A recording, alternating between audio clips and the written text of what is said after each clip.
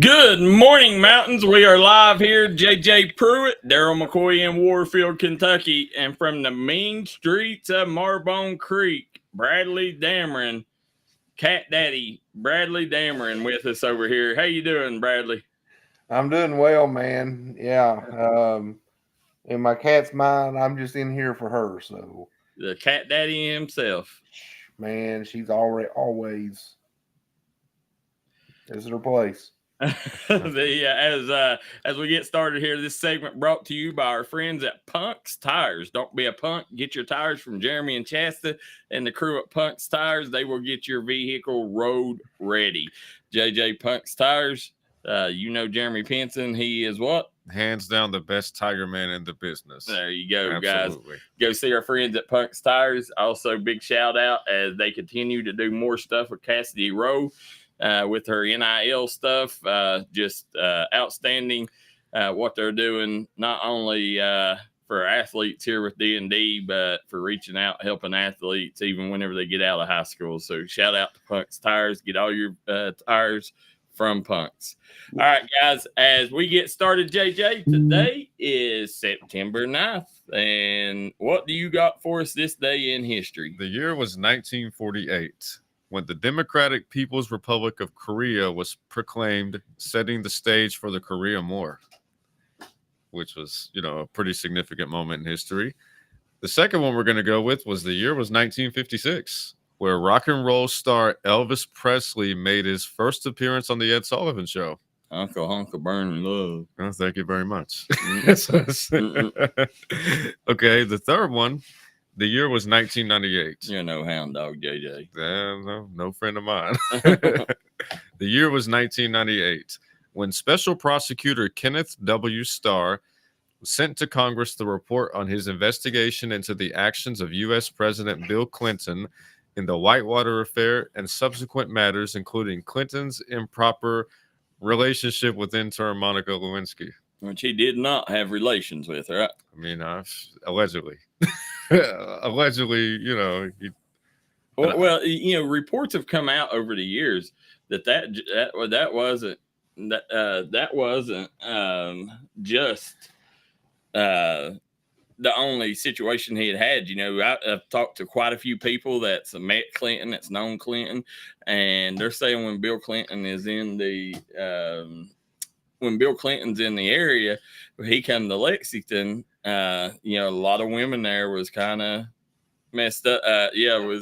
Some dirty stuff was done by Bill Clinton. Really? And, he's known for being a flirt. And in Lexington, when he come, we got some friends down there that covers media and covers him, and they said that a lot of the women was put off by Clinton's actions, and said that some of them couldn't believe the way that he would act in front of Hillary. So, wow. Yeah, so it does not surprise me that Bill Clinton and the Monica Lewinsky situation, I do not believe when he says he did not have relations with that woman. That is insane.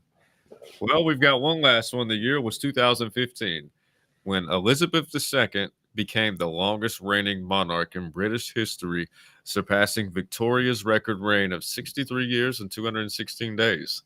Well, I think that's one of the biggest crocks of crap that I've ever seen. Like, why is the royal family? Listen, at the end of the day, I like the idea of the royal family, guys. I just think if you're going to have them, though, give them more power than what they got. Have a king or a queen that runs the country. And I mean, now it's almost like they're just placeholders and tourist attractions or something. So they don't have like any authority to. I mean, it's small stuff. Listen, the royal families are pretty much the UK equivalent of the Kardashians. Yeah, really. Yeah.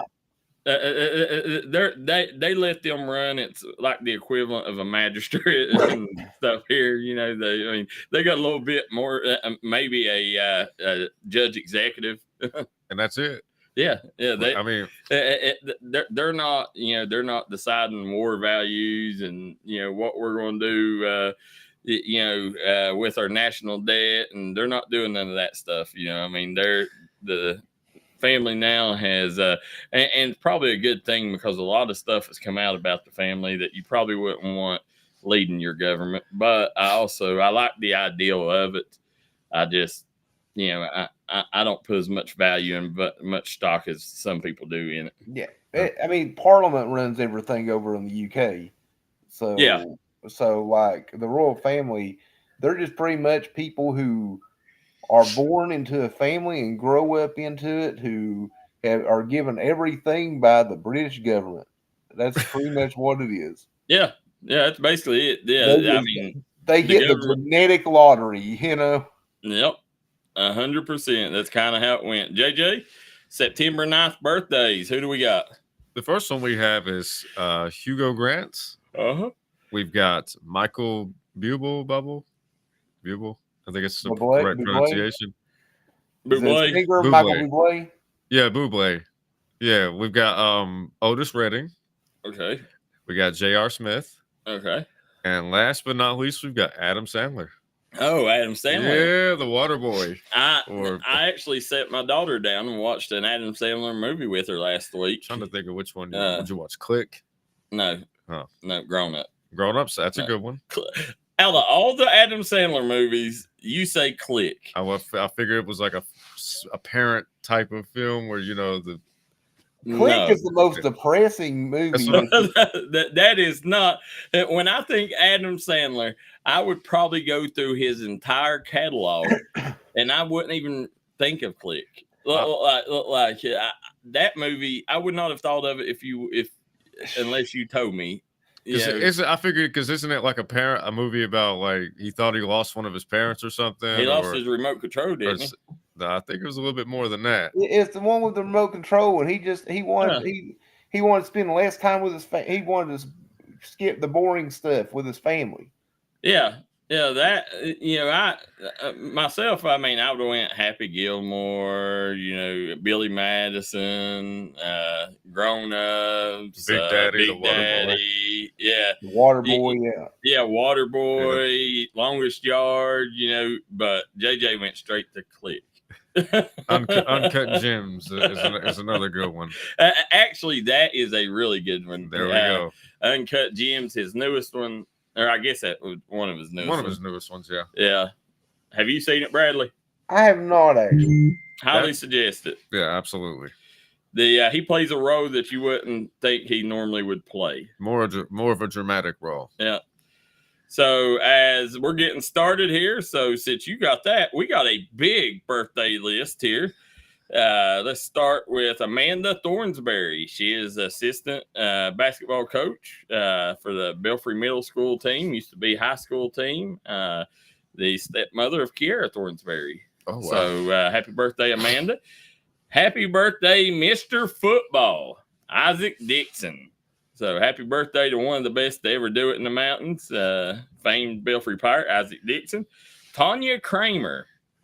She is her daughter cheers at Louisa, and Tanya was a really close friend of mine back in the day. Nolan Wooten, one of our sponsors, family members at Perry Central. Happy birthday, Nolan. Jeff Harvey, big fan of D&D Sports Network. And last but not least, guys, and this was one of our topics today, so we might as well go ahead and cover it for his birthday. The baddest man on the links, Cam Roberts. Happy birthday, 2024 All-A Classic State Champion. One hell of a birthday present, wasn't it? You couldn't ask for anything better. Well, Bradley, is there a more dominant kid in his sport than Cam Roberts in the mountains right now? No. I mean, that's a simple question. Not as dominant in their particular sport, no. I mean, when you can look at someone and say, like we have debates all the time, like, which player's the best at this and that, we don't debate this one. No, absolutely not. Who's the best golfer we have? It's Cam Roberts. That's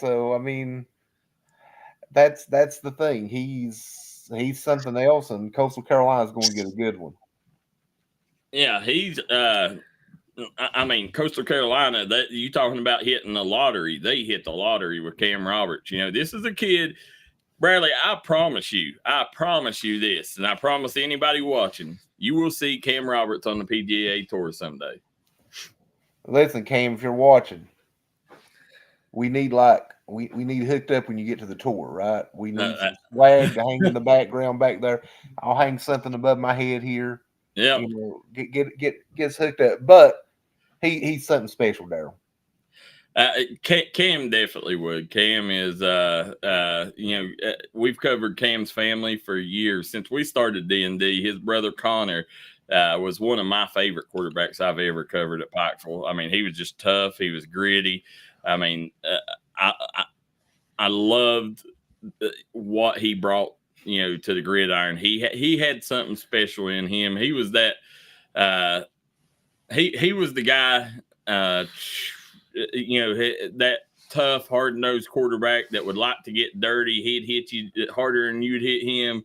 I mean, he was a special breed. We don't see many Connor Roberts, and his brother, I was hoping would end up playing football. He was pretty good in his middle school days, but he decided to take up golf, and what a good decision it was for that young man. Absolutely, man. He's sometimes when kids choose a sport, you kind of wonder, did they choose the right one? We don't wonder. No. He chose the right sport. Guys, breaking news I just got in. They are threats implementing shooters in surrounding counties right now. So a lot of people not sending their kids to school today. So is it Mingo County, Logan County, Pike County? Right now, I'm seeing Floyd County parents that's saying it. So I don't know. It says surrounding counties. So your surrounding counties of Floyd would be, let's see, Martin, Johnson, McGolphin, Pike. So, Jesus. Let's hope that it's nothing. I mean, obviously, but be vigilant just in case. I mean, we know about the stuff that happened in Laurel County. Yeah, we definitely, we're going to talk about that here, on Friday night, Saturday night after the UK game. A lot of people heading home ran into some traffic, couldn't figure out what it was, but a big interstate shooting. JJ, I know you read into this story, so tell us all the details, and then I'm going to tell you a heartwarming story that come out of it. Yeah, it says authorities searched for a rugged, hilly area of southeastern Kentucky on Sunday for a man suspected of shooting 12 vehicles and wounding 5 people on a busy interstate. His name was Joseph A. Couch. He was 32 years old. He was named a suspect in Saturday's shooting on Interstate 75 after authorities said they recovered his SUV on a service road near the crime scene. They later found a semi-automatic weapon nearby that they believed was used in the shooting, said Deputy Gilbert Accardio, a spokesperson for Laurel County Sheriff's Office. The search was focused on a remote area north of London, a community of about 8,000 people, some 75 miles south of Lexington. Yeah, that's a tough situation, Bradley, but a neat story coming out of that. On the way back, Harlan County's band was on their way home from a ball game, and a fleet of 18-wheelers surrounded the bus. So while they were stuck in traffic, so shooter couldn't shoot at the bus. That's, hats off to them truckers. Yeah, and I saw that as well. Probably, I think you shared that. So I think I saw it there. And absolutely, great job of the truckers protecting those kids, man. Stephen Cassador says, is it that guy on the I-75? I don't know, Stephen. They found his gun, so I wouldn't think it would be him. But, who knows? It could be tied to that. I don't think they found the guy yet. So, as far as what I've heard, if anybody else in the comment section has heard, please let us know. Matt Maynard says Waterboy is the best Adam Sandler movie. Hey, I agree with him 100%. Bobby Boucher, leading the Mud Dogs to victory. I mean, I'm more of a Happy Gilmore guy overall, I think. I don't know. I still, Billy Madison was one of my favorites growing up. That is correct. I like Billy Madison. I like longest yard, and then again, Uncut Gems is one of my favorites. Yeah. So as we're getting started, guys, before we get into the show here, we want to give everybody a big day off tomorrow. If you're in Pike County for a sad reason, a firefighter passed away. Jesus. Belfry has canceled school tomorrow and going to have the funeral there. Hats off to Belfry for making this decision. I know they took a lot of heat at first, and I'm sure a lot of it, they probably didn't even know about this, or wasn't even really thinking about it. And I seen somebody post that, Belfry should have took care of this and should have gave them the same kind of treatment that they gave police officers and other people in the line of duty and emergency services. And hats off to them for giving this firefighter his due diligence and letting them have the funeral there at school. They usually look out for, for their own. Absolutely. So, guys, we're going to take a quick commercial break. When we come back, we're going to talk about some Friday night football, and we got some big stuff that went on the weekend. You want to come right back. We're going to have an exciting show today. Come right back and join us here on the Morning Startup Morning Show. Is it Startup or Morning? Startup Morning Show, JJ. Man. We've been doing this for 4 months. JJ, it literally says Startup above our heads up there. I get tons of it. Does. It does. All I see is the Punk's Tire logo. Please excuse me. Yeah. All right, guys. We'll take a quick break. We'll be right back. Award-winning tire shop that focuses on customer service that's family-owned and family-operated. Stop by and see our friends Jeremy and Chasta at Punk's Tires. If you have a hectic work schedule and you're looking for a non-stressful, convenient way to buy tires, take advantage of Punk's Tires Appointment Saturdays. If they don't have the tire you're looking for, they guarantee it to have it the next day. Punk's Tires can take care of all your needs in tires, wheels, wheel alignments, brakes, rotors, minor mechanic work, and more. They'll treat you like family from the second you walk through the door. Come see us in Virgie, Kentucky, or give us a call at 606-639-TIRE. That's 606-639-TIRE. Ready to rev your engines and hit the trails on October 10th through the 13th at the 23rd National Trail Fest in Gilbert, West Virginia. With miles of award-winning trails, sanctioned drag racing, live music, and thrilling poker runs, there's nonstop excitement for everyone. Indulge in mouth-watering food and discover unique finds from our vendors. Located in scenic southern West Virginia, it's the perfect escape from it all.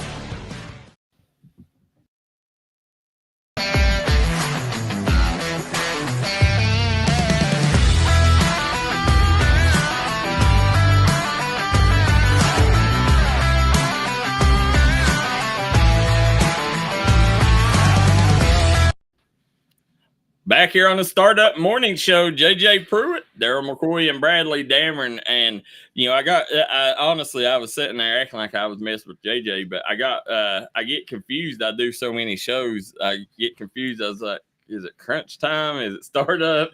So and for you folks that don't know, a little behind the scenes, right now, I'm still going to be on the show in the mornings, but we're trying to find another co-host to join these two, and then we're going to go back to 5 days a week. Right now we're going to be doing the startup show Monday through Wednesday, and then Thursday we do crunch time, Friday game days. So just to give you guys a little head up and make sure that we're clear with you guys, so you guys are on the same page and understand. And we don't want you guys looking for the show on Thursday and Friday and think that we're not here right now until we get somebody else that's a normal co-host. It's just too much on me to do the show prep and do all that, so we got to find somebody else that can help these two guys out.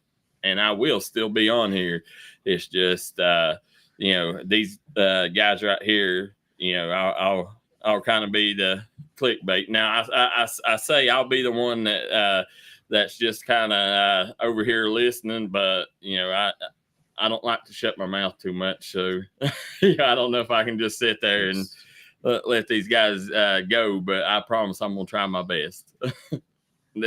So as we get started, guys, Tyreek Hill situation. Take a look at this. Chill out. Dylan. Get him video. I did. Dylan. Yo, FaceTime me.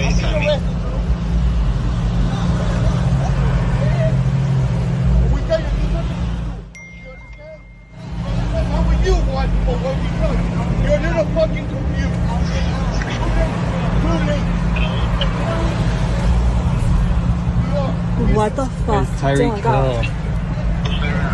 Dylan, no. I'm trying to get on video.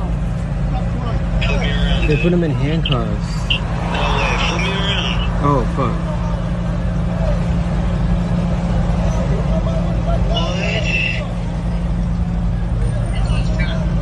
No, he's on his way to the game.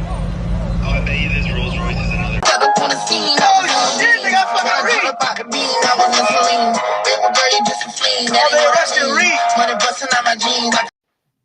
And apologize for the language. I would have gave you a heads up on that, but that right there, Bradley, JJ, some police officer going to be out of a job today. He was on his way to the game. Come on. Did you see his touchdown celebration yesterday? No, I heard that he put the hands behind his back. He caught an 80-yard bomb because that's what he does. And after it, Jalen Waddle, the other really good wide receiver there, came up behind him, and they took his hands and put him behind his back like he's being handcuffed. No. Now you turned in a situation where you was the victim to now where he's going to have a lot of people that will probably get on his case over that. Which at the end of the day, I probably would do the same thing. But he could have done without that. I'd say he's probably going to be looking at a fine for that. I mean, yeah, we'll have to see what's going on with that, but I will say this: I love the showmanship, right? I love that. Like, well, might as well own it. So we'll see. I think Miami police is looking into it, whether or not it's going to be one of those things where the officer was correct or not. We'll wait and see, but. Well, I couldn't think that there would be any reason. Like, pulling him over, that's fine. Writing him a ticket, doing whatever, that's fine. But I could not think that there would be any reason to have Tyreek Hill on the ground. Yeah, I can't imagine it either, man. And just taking him at face value, I don't know if y'all heard his press conference, but he said his mama raised him better than that. Said he didn't give him any back talk or anything like that, And in today's world, I'm not saying anything, but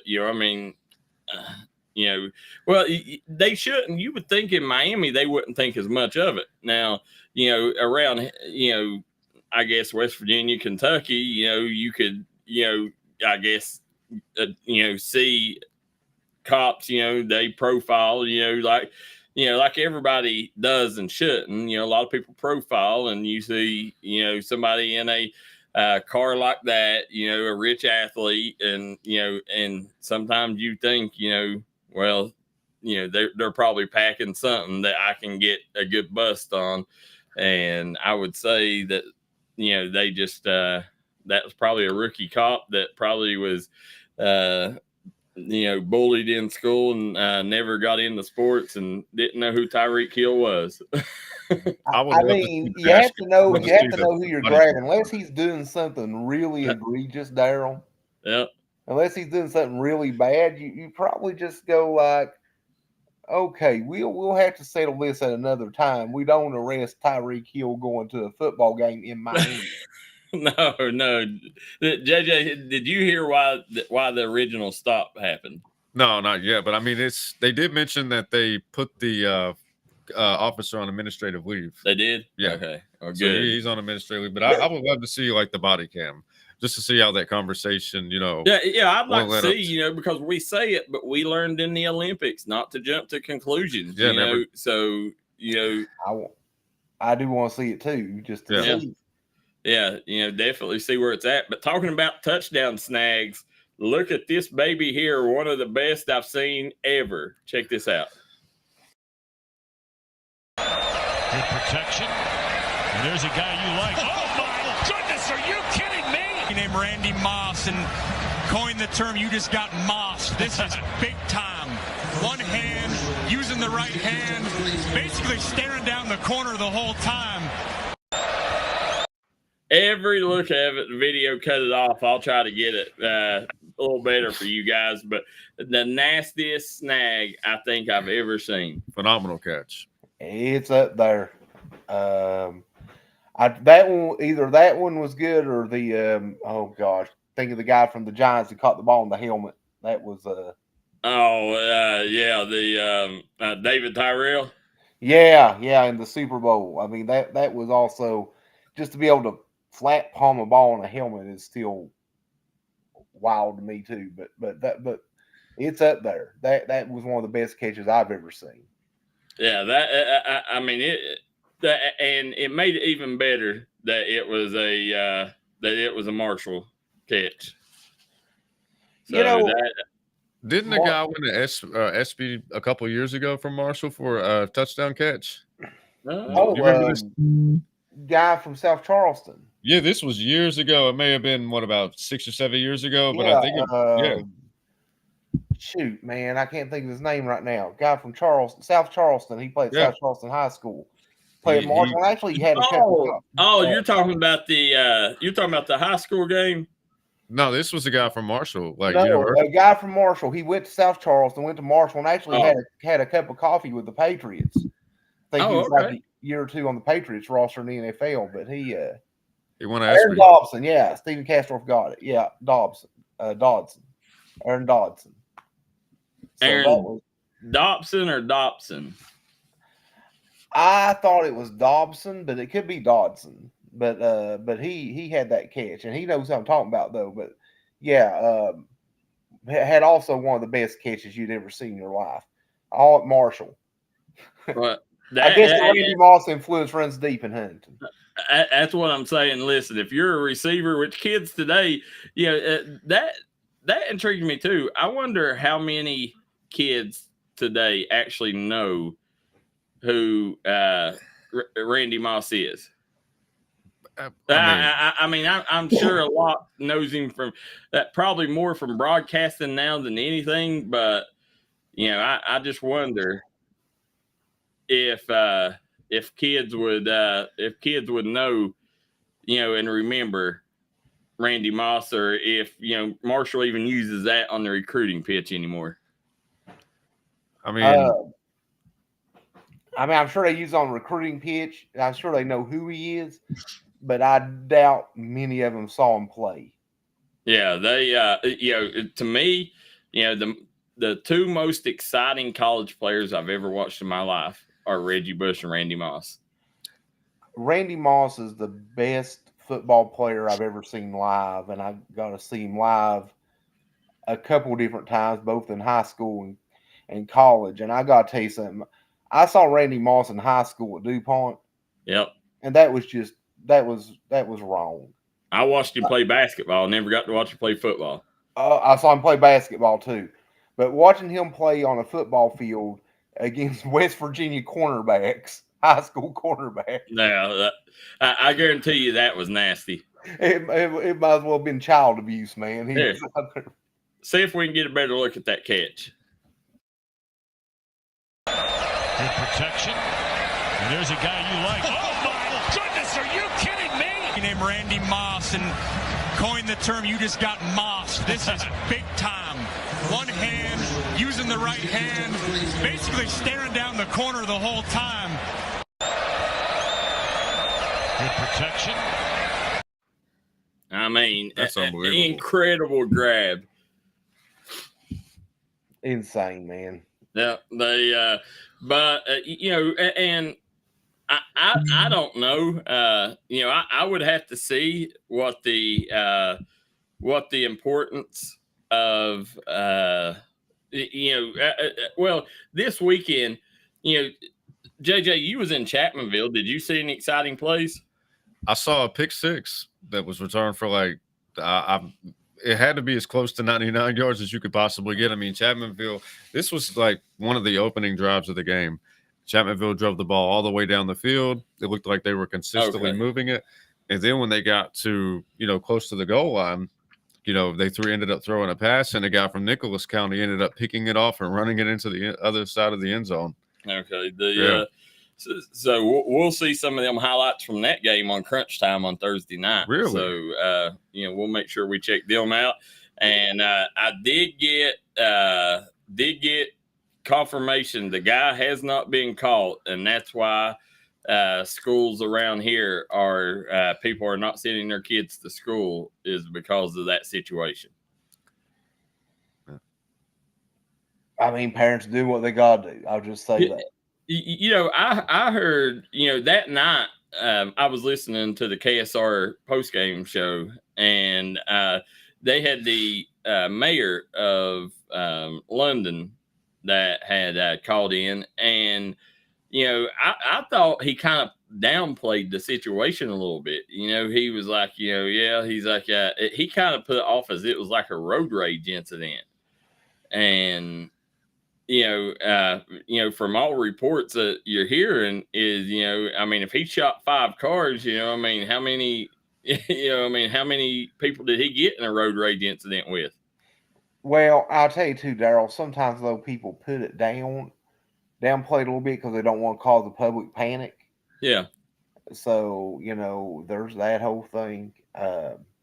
But here's the thing, I understand that part of it, but I also I don't think you should do that, because then you cause people to put their guard down, and all of a sudden now we're not somebody that could have seen that guy walking by, now they're not thinking nothing of it because they're like, they got it handled. It was just a road rage incident, and so I don't know. I'm not big. I say be clear and be vigilant on what's going on, and don't try to downplay a situation like that. In my opinion, I just it's just a tough situation to deal with. But I agree with you. I think you've got to at least tell people, lock your doors, stay home, and I agree with that.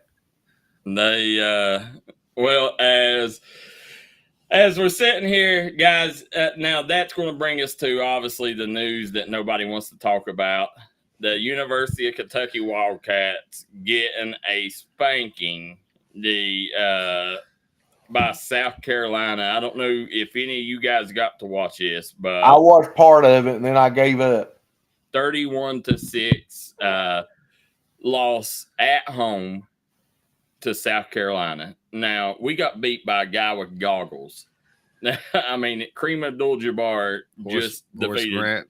Yeah, he just defeated Kentucky. And, the thing is it was embarrassing. I'm not, at the end of the day, I made this mistake when back year 2, year 3 of Stoops. And I said Stoops needed to be fired after I think we won 2 games that season. Now, Stoops went on to be the best coach ever in my lifetime. So, I was man enough to admit it. I've shook Stoops' hand. We've talked about it many times, laughed about it, but now you're starting to hear a lot of them rumblings again. But I'm going to be the first one to say this man has done more for Kentucky football than anybody. He's a man that needs to have a statue outside of the stadium. Well, despite them getting carved up by Chris Sabo over the weekend, I don't think people should jump the gun on this, right? Like, it is one game. No matter how bad it looked, it was just one game at the end of the day. It was, Bradley, but the thing is how we got beat. We got dominated. You could not see, I guess their defense come out in the second half, and you could see a little positive there as, Walker ended up having a big day defensively, but Brad White, he don't bring pressure a lot, but when he does, you've seen some good things that was happening for UK, but the quarterback play, Brock Vandegrift, in high school was a 5-star quarterback. We thought we hit the lottery as we got the Georgia backup, transferred to Kentucky. I seen something the other day, said, you think you're having a bad day. Imagine you're the guy that wrote Brock Vandergriff a 6-figure NIL check, it's a tough situation, and it's not going to get any better because here's the thing. I know next week we got Georgia, and I'm trying to think who it is the week after we got. But we got 2 losable games coming up, and you go and you take 2 spankings, then the seat's going to get really hot on Mark Stoops. And I don't want it to get to that point, but you can see Mark Stoops isn't the Mark Stoops like, he used to be out in the limelight. He was having fun talking to the fans. And, I think a lot changed last year whenever he made them statements telling the fans to pony up, because when he did that, the fans turned on him a little bit on that situation. And I think now, anytime that he falls or, doesn't get the win that the fans thought, that's going to come back, to get him. It's going to bite him in the butt, them statements will. And, I just think it's a situation where Kentucky, you had a lot of energy this season. A lot of people thought this is a season that, we could shock everybody. We got the new lights at the stadium. Fans was on a 10. But, I think right now, if we go get spanked by Georgia, you're going to see everybody get ready for basketball season. The thing is, this may sound bad, but I kind of expect Kentucky to get spanked by Georgia just because, it's Georgia. But I'm more interested to see what happens after that, Darryl, because this Georgia game, Georgia's one of the top programs in the country. So what happens after that, I think, will really define it. But I kind of agree. I think if they get if we see a 50-6, whatever type performance this weekend, people already start putting on their Mark Pope shirts and getting ready. Listen, I'll be honest with you. As a fan, I normally try to hit 2 or 3 games a year up, and I won't be. I do not see myself. It's going to take a long ways. Even the Louisville game, I don't think that I could get hyped up because I know there's a chance that we could lose that game. The team that I seen against South Carolina, and the thing is we got players, maybe the best wide receiver room that we've ever had, but it comes down to play calling. I seen a thing last night. The thing that's always beat Kentucky is coaching. And when you go Alabama, 2 years ago or last year, ended up taking and having the worst offensive line in the SEC. Their offensive line gave up more sacks than any other team in the SEC. And then we go and hire that guy.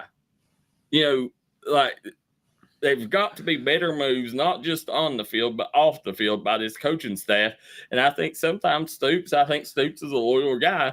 And we've seen him bring numerous guys back to the program after they've left us. At the end of the day, it's your job on the line. You want to do that, that's fine. If you want to put faith in the people that just let you down, then go ahead and do it. But it may end up costing you your job and ultimately giving them getting them out of a job. So Mark Stoops needs to right this ship, and I'm not ready to say that we need a new coach, but things got to change at Kentucky.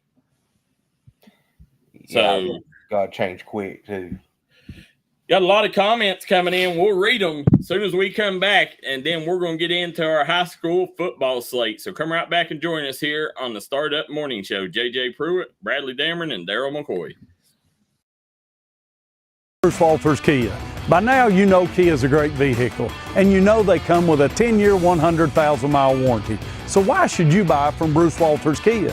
At Bruce Walters Kia, we're going to change your oil for free for life. And what you do with that money you save is up to you.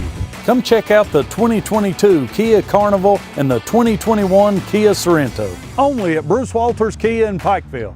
Or shop us online at Central America, head to Sal's Steakhouse. Sizzle your senses with mouthwatering steaks, juicy burgers, savory chicken, and fall off the bone ribs.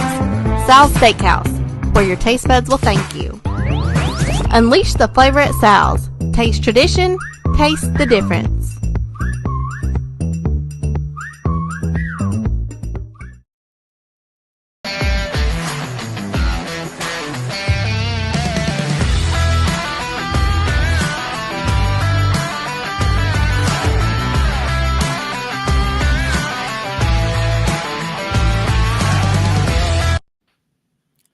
Back here on the Startup Morning Show, JJ Pruitt to my left, Bradley Dameron to my right. I'm Darryl McCoy, and guys, as we got a lot of comments coming in, Kevin Bazin says Aaron Dobson, he was a year behind him, played 5 years in the NFL's wide receiver and the wide receiver coach at Marshall now. Oh, wow. So there you go. So he's the one teaching that cat that. Yeah, it makes sense now. Yeah, Stephen Cassador says DuPont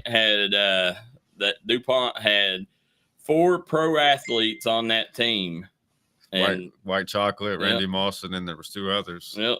And Bobby Howard, what played on that team, also was a good NFL player. I think he had like 6-7 seasons in the NFL. Yeah, so and you hate to see DuPont not have a school now, after all that history. Best high school football team I've seen in person. Yep, I agree. The Stephen Cassador says he was trying to shoot a busload of kids and semi-truck drivers boxed the bus. Yeah, we talked about that. That was a great story coming out of a bad situation, Stephen. The Chris Bishop says Kentucky fans should be very thankful for having a coach like Mark Stoops. I agree. I mean, listen, at the end of the day, I'm a big Neil Brown fan. I know Neil personally, but, listen, I'm lucky we got Mark Stoops and not Neil Brown. So that's all I can say. No one ever said that climb was going to be up or down at WVU. No. Then Stephen Castor says UK needs to throw the ball more. Well, need to find somebody to throw it first, Stephen. Vandergriff, I'll tell you, I don't know if I should I don't know if I'm going to mail it in on Vandergriff yet or not, because I think a lot of that goes on the offensive line. I mean, they wasn't doing him any favors. So he didn't have a ton of time Saturday. No. So I'm still going to roll with Vandergriff, but I think the offensive line, they've got to get that right. Guys, I don't know. So JJ, you was in Chapmanville this week. Yes, I was. And tell us a little bit about how y'all's game went. Well, let's see, where should we start? From the beginning of the game, it was a defensive battle. Like me and the individual Jason that I was doing commentary with, like whenever the game started, we knew it was going to be a defensive battle. Like he made the call. He said, I got a feeling that, the first team to score is going to be on the defensive side. And then within 2 or 3 minutes after he said that, it was immediately a pick six. I mean, Chapmanville, even though they only scored, 1 touchdown, they were consistently moving the ball down the field. Yeah. It just so happened whenever they got to a certain point, maybe the 20-yard line, maybe the 15, whenever they was really close to getting to score, they just kept making minor mistakes. It wasn't something that it wasn't that they wasn't able to. So do you know what that's called, JJ? What? That's called a bend, don't break defense. A bend, don't break defense? Yeah. Okay. Okay. I mean, yeah. And then Nicholas County, they had this running back on the team. I'm telling you, like I can't remember his name. I might have to do better with that. But you couldn't take him down. You couldn't tackle him. Now, when you cover ball games, you've got to know the names. Mm-hmm. I know. Yeah. He knew him while he was calling it. I'll say that about it. He did a good job with that. Thank you very much. But my main takeaway was Chapmanville has a lot of potential to have a solid season. You know, if they can just work on the minor mistakes. And Nicholas County, you know, they did really good as well. I mean, what about the young QB Dakota Dalton? Well, one thing that I was noticing was they were using 2 quarterbacks. I mean, that's what they do. Yeah, right now they'll do that kind of like Dakota. They'll do it until Dakota is able to take the reins full time. You know, right now they're trying to break the young freshman quarterback in easy. So they got a veteran that's really good with his feet back there. So they'll use it to take some pressure off from him, let Robert Cook kind of ease Dakota Dalton into that role. And that's one thing that I took away. You had one quarterback that was really good on the feet, as you said, and then you had one that had a heck of an arm on him as well. Yeah. Like there was one possession, and this was right before the pick six.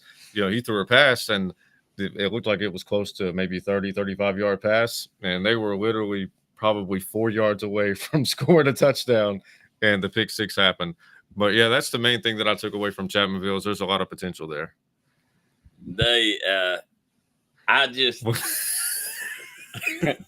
Dalton. Dakota Dalton is a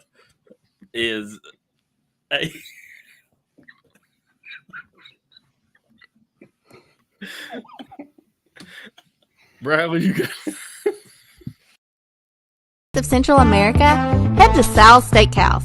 Sizzle your senses with mouthwatering steaks, juicy burgers, savory chicken, and fall off the bone ribs. Sal's Steakhouse, where your taste buds will thank you. Unleash the flavor at Sal's. Taste tradition, taste the difference.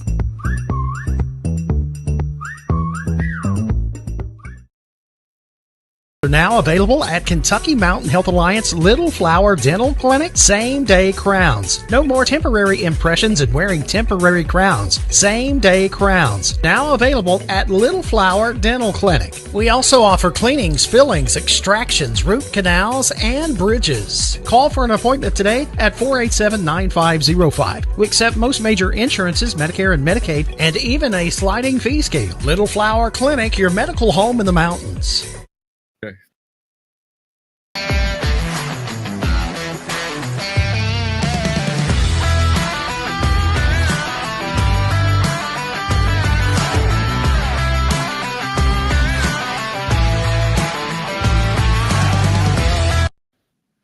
Back here. Ladies and gentlemen, we are back on the morning startup show. I am JJ Pruitt with my main man, Darryl McCoy, and he is currently having difficulties being professional on live television. Darryl, what seems to be the problem, my friend? Nothing. But, you know, going back to Dakota Dalton is the best young prospect that I've seen in a long time. You know, they come back a few years ago with a really good quarterback class with Nane Hatfield. I think you had Russ Osborne. Trying to think who else. Mikey Hilton Jr. was in that class. There was 2 more really good quarterbacks out of that class. And that Dakota Dalton's probably the best quarterback I've seen since then, prospect coming up. Dakota Dalton is an excellent prospect, and you know he's still making a few freshman mistakes, which you expect with a freshman. But he's also going to excel, and you can see he's going to excel, and it's fun to see that growing, that maturation process of a young quarterback. I agree 100%. You know, I think that, you know, it'll take him, you know, week 4, week 5 before I think they give him the total reins of it. But I think before the season's over that he will be the full-time quarterback. I think they're still going to use Cook a lot back there because he does add a different dimension to him. But I think what you might see is them both in the backfield at the same time at different times. Yeah, they took and as you taken I don't know, man. I think you'll see Cook back there, but I don't think you'll see him at the end of the season. I don't think you'll see him in there at quarterback. I think he'll end up being I think he's going to be a full-time running back in the backfield. I could see that, which gives you a lot of options as well, too, though, offensively, when you have that. Listen, Chapmanville, the thing is, too, I don't know if a lot of people around here know how good of a program Nicholas County is. Yeah. Because that's a program that I would venture to say 3 out of every 4 years they're in the playoffs on average. I mean, that's a good, strong program, and they've had a lot of really good teams. So, and it's only getting better with James Barker. Listen, James Barker is an elite OC. He is, and also, James, whenever football season's done, we need you up in the the booth calling. Absolutely. And but for right now, we hope you have a long season. Like, I want to see Chapmanville make the playoffs and make a run. So yep, absolutely. I just remember the kid's name. His name is Devin Nash. Devin Nash. That okay, there kid you go. is a stud. I'm telling you. Did you remember his name or did you look it up? I have a photographic memory, so as soon as I saw his name, I knew exactly who it is. Like, he's number 11, and the kid, like, you couldn't tackle him. You looked him up. I see. No, I looked up the roster list, but as soon as that's not a photographic memory. That's looking it up. There are 6 different running backs on this roster, Bradley, and I just looked over here, I knew. Like, as soon as look how many running backs? 1, 2, 3, 4, 5, 6, 7. As soon as I saw his name, I knew. Number 11, Devin Nash, you are a bad boy. I'm telling you. That's not a photographic memory. That's looking at a name and going like, oh yeah, that's. I knew the name. I knew the name. I remember the name. That kid is a bad boy. I'm telling you. Yeah. That is looking it up. That's I looked up the roster, and as soon as I saw his name, I remember. Photographic memory is if I'd have said who is he, and you'd have been like, you think of that. You'd be like Devin Nash, number 11. I remembered the name on the paper. The kid is a bad boy, number 11. He'll be All-State this year. All right, so let's move on to my game, which I seen the modern day version of Thunder and Lightning. David Jones, Doug Howard.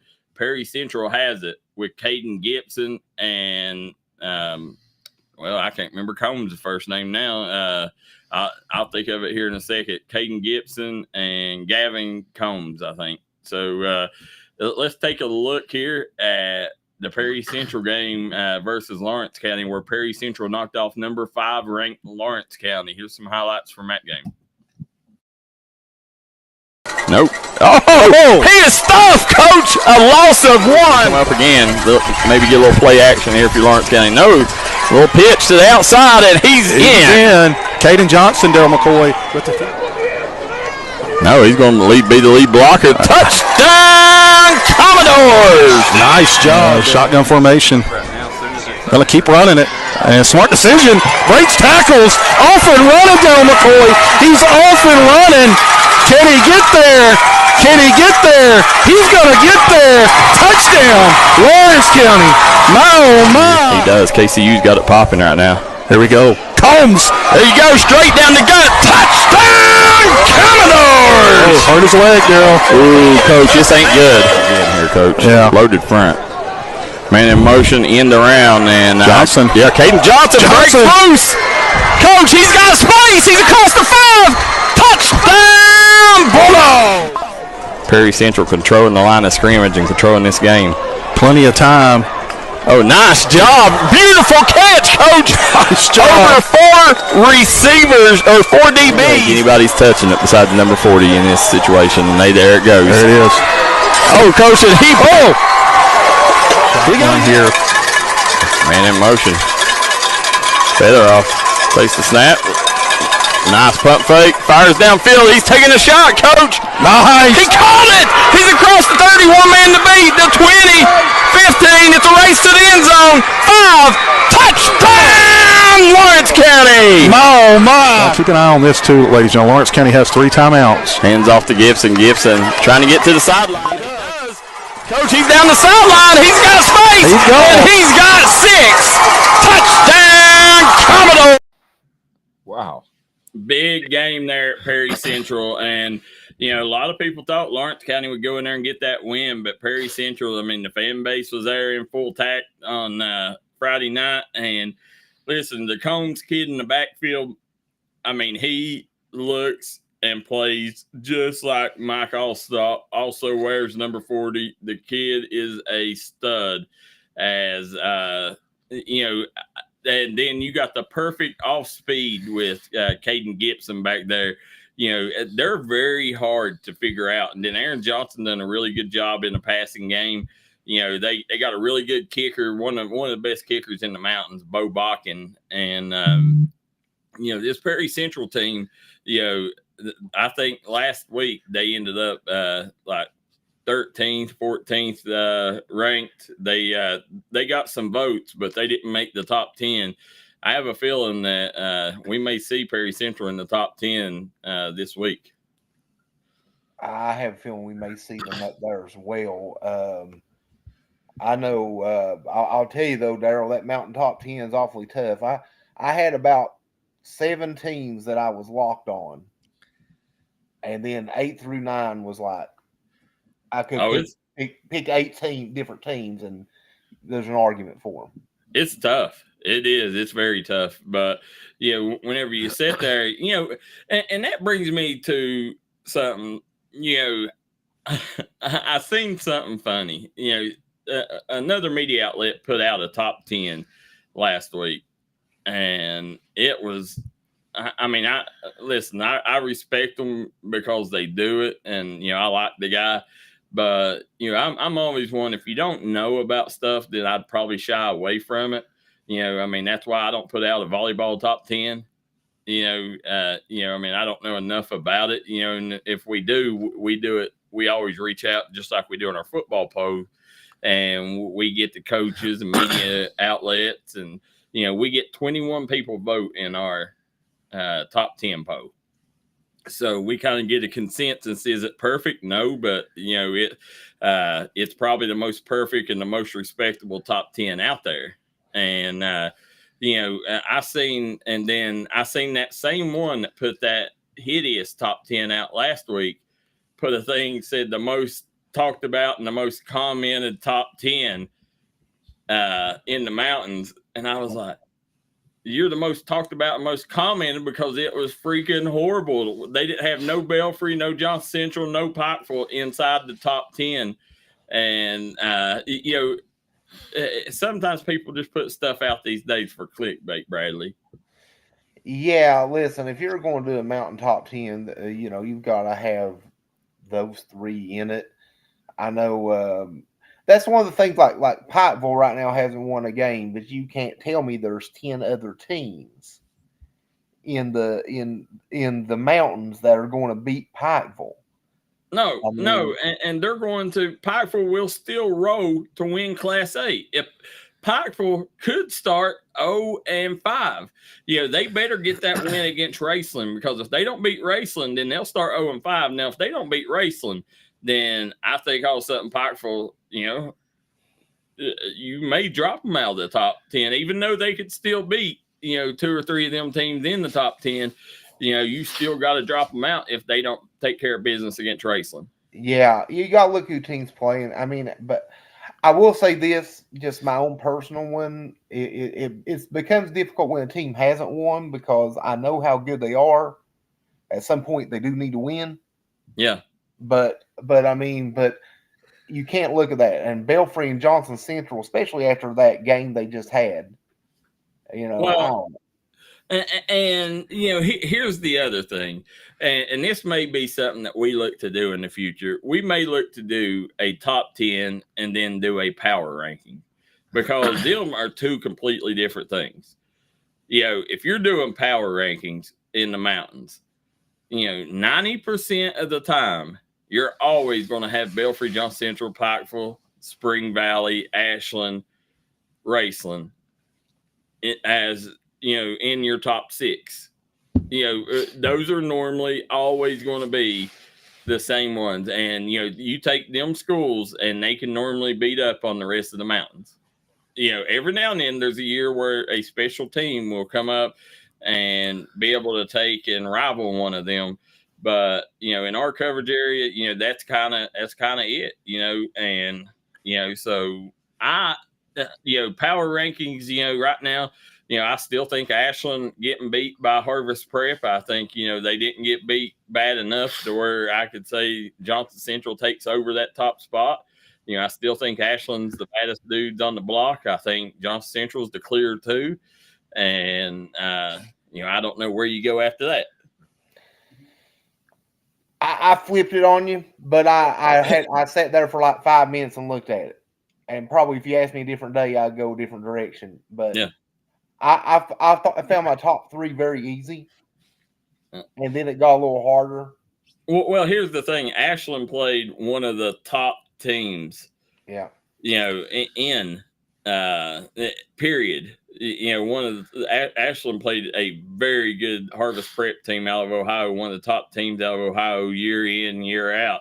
And Johnson Central nearly got beat by Belfry. And, Harvest Prep probably a little better than Belfry, so that's why I still keep Ashland at one. But, let's go to that Belfry game list, and hats off to the Belfry Pirates. Belfry all of a sudden looking like a team that can compete for the Class 3A title this year. Let's start with Chase Varney. Ended up bringing, baby. Yeah. That brings me to ask this question: is Belfry a passing team now, guys? No, but for some reason I think they found Hal Mummy's old playbook and picking some things out of that. Yeah, his stats were insane. Well, for a Belfry quarterback, for a Belfry quarterback, yeah, that's yeah. They right now we'll find out today if that was a record. I heard that it was a passing record, 48-41. Johnson Central won. But Varney was 22 of, I think, 27 passes, and had 376 yards and 3 touchdowns. And when you take a look, 376 yards, you wouldn't think that would be a record at most schools, but Belfry is running back you. So, they don't use quarterbacks much. I remember a couple years ago, I think they only passed the ball like 19 times the entire season. And, we seen them win a state title, if I'm not mistaken. I don't even know if they passed in that one state title game. Oh, you're talking about the second championship they won where they ran for 576 yards and passed for like 12? No, I think there was one when they didn't even attempt to pass. I could be wrong, but I'm pretty sure there was.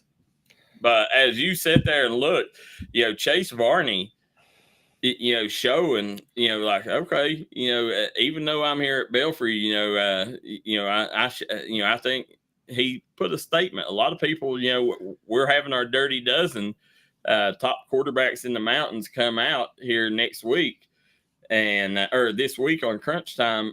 And, Chase Varney, he's making his cases why he should be in that dirty dozen. That's a bad boy. The thing is, I think it's one of those things where he often gets overlooked as a quarterback because Belfry doesn't pass the ball very much or hasn't. No, you're absolutely right. Chase Varney definitely gets overlooked, and I'll admit we overlook him here at D&D Sports because Belfry doesn't pass the ball a lot. But, that on Friday night, he was whipping that thing around everywhere. And, I could see Chase Varney succeeding in a air raid offense. Times are changing. I tell you though, if Belfry, I think this game also will give Belfry's opponents something different to look at, which will only help Belfry. Yeah, it'll only help Belfry because before you always knew what Belfry was going to do. For the most part, they just did it better than you couldn't stop it. Now you're seeing them sling the ball around, and that's something else. And you've got to prepare for a lot more for Belfry now than just run the ball. Well, here's the other thing you got to look at. This is a unique Belfry team. They got a couple good fullbacks, and that's probably their strength this year. They got a couple good fullbacks, and then they got some home run hitters at tailback. But, whenever you take and look, this Belfry team, they got a lot of small backs this year, like very small backs. And, against teams like Johnson Central, now against your average team in the mountains, they'll run wild on you. But when you face that big, strong, powerful Johnson Central defense, then when you got linebackers and defensive linemen that can run the same 40 as your running backs, then it's hard for them smaller backs to succeed in games like that. So you got to find other ways to win them games, and credit the Belfry coaching staff. I mean, they come in with a game plan and it worked. They just wasn't able to cap it off there at the end. Very tough game there, but one of the most exciting games of the year so far. Yeah, so, I never thought I'd be in a day and age when Belfry had a prolific passing attack, but here we are. Oh, absolutely, and hats off to Hunter Hilton. Hunter Hilton, guys, 26 tackles in that game. Jesus, that's cooking. Yeah, that is. That's got to be like close to a record or something, shouldn't it? I mean, 26 tackles. That's a lot. It's still a little away from the record. I remember when I was in high school. I know Cliff Wallace, if I'm not mistaken. It was either 32 and a half or 36 that he had in a game. Cliff Wallace did, and he still has a little bit of ways to go for that record. But we had a young man from Logan a couple of seasons ago. Name's escaping me. He had like 28 in a game. Yeah, that's unbelievable. But I mean, so you occasionally see those pop up. I think the most I've ever seen in person is 19, but now a couple of years ago we had a kid out of McGoffin County, ended up transferring to Paintsville and won a state title. He was the best tackler I think I'd ever seen, Mason Lovely. He ended up he was 20 plus tackles every game. I mean, it was every single game. He had a couple 26, 24, 22 tackle games. And then right now, I would say the best tackler in mountain football is Crayson Bones Lafferty out of Martin County. He had 20 last week, 15 this week. I think he had 18 the first week. Then I think it was either 10 or 9 that he had in week 2. So Crayson Bones Lafferty right now, he's probably, and he led the state as a freshman at Paintsville in tackles. As a freshman? Yeah. Oh, so he's definitely going to be D1 bound probably if he continues. Yeah, he's got the work ethic for sure. Bones, one of our favorite people, Bones is, and we've had him on the show numerous times, but you can see right here is they got the big win over Shelby Valley. Bones pointing that scoreboard 40-28 victory. That was a tough one, guys. I don't know if you guys seen the stats coming out, Bradley, but pull them up real quick and tell us about the day that Devin Maynard had in that ball game. And listen, Brady Johnson, he come in, Devin Maynard still had a lot to prove. He's got Devin Maynard, this is his first year at QB, and, I know the kid, so I know what he can do, but to everybody else, he had a lot to prove. Well, he went up against one of the best quarterbacks in the business in Brady Johnson and got the best of him on Friday night. So, as Bradley's looking to bring them up here. Yeah, navigating the KHSAA site. So. All right, I'm pulling it up now. Let's see. Yeah, I'll make sure that's the right game, Darryl. That looks a little. May have clicked on the game before. No. So they have Devin Maynard. He just took over on the ground. 5 of 12 passing for 43 yards, but 29 carries for 254 yards and 5 touchdowns. Yeah, incredible. That incredible night by Devin Maynard. And, that's one thing. Devin Maynard, we know what he can do on the ground. Now, I want to see, can he do it with his arm? And guess what? That's going to get a lot easier for him. Now, he had a big game last week with his arm as Julian Stafford went off 4 touchdowns receiving. But it's going to get a lot easier when you got Julian Stafford on one side and you got Parker Watts on the other, Bradley, which will start this coming week. A really good wide receiver makes a quarterback look even better, man. They have to get the ball to him, but big time receivers make big plays. Yep. So we just got word Mingo County schools just put out a thing. They're on lockdown. Breaking news: Mingo County on lockdown right now. Surrounding counties, they're taking a precautionary move here to make sure the students are safe. So hats off to Mingo County. Absolutely. So as we're sitting here, Tug Valley up to number 2 in single A, Bradley, as you got to. I'm just asking where Chris saw that, because I haven't seen I don't think the SSAC's put out their rankings yet. Well, the Chris is usually on top of things, so I would say he's probably got it somewhere. But as we sit here, let's look at that game. Bryson Eli, Tug Valley Wellness Clinic player of the game, 35 carries, 236 yards, 4 touchdowns. He also caught 5 balls for 39 yards. Adam Sloan led the team in tackles with 9. Then Kane Thompson and Marshall Jarvis had 5 tackles apiece in Tug Valley's 33-12 win over Sherman. Bradley, very odd. That's a lot of carries for a back like Eli. It is, but he's had games like this before, where they basically Coach Haiti Ford there at Tug Valley just hands him the ball and tells him, go to work, go get this. I think Haiti learned last year at the Mingo Central game, what he should not do. And that's not give the ball to Bryson Eli, and ever since then, credit him. He's rode the horse that got him there. That was an interesting game. Tug led 7-6 at the half, and then the second half, the run game just started taking over. Yeah, it started taking over, and Sherman was a playoff team last year, returned almost everyone back. I expect to see them in the Class A playoffs again this year. Yeah. So that is a quality win for Tug Valley, and it's going to play off big, whenever the rankings do come out here. Usually after week 3 in West Virginia, which is the upcoming week, is when they put out the official rankings. And it'll be interesting then. Tug has a tough game this week, but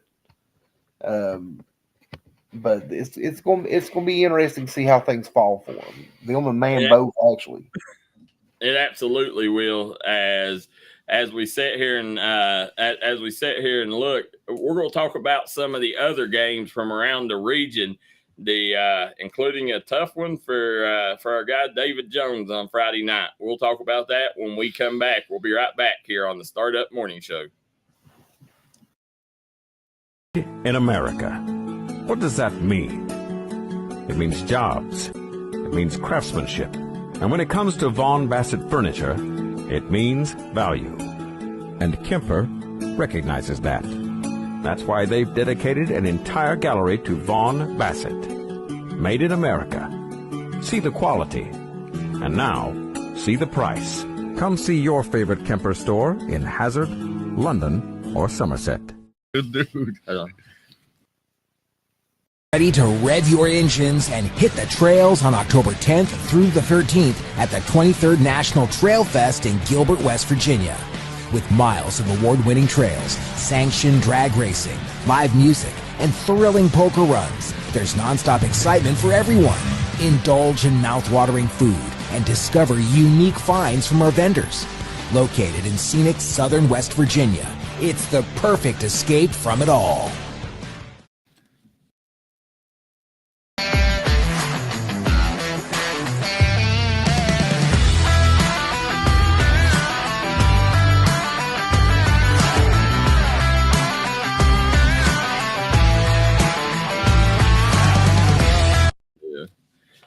We are back here as Startup Morning Show continues. JJ Pruitt to my left, Bradley Dameron to my right. I am Darryl McCoy.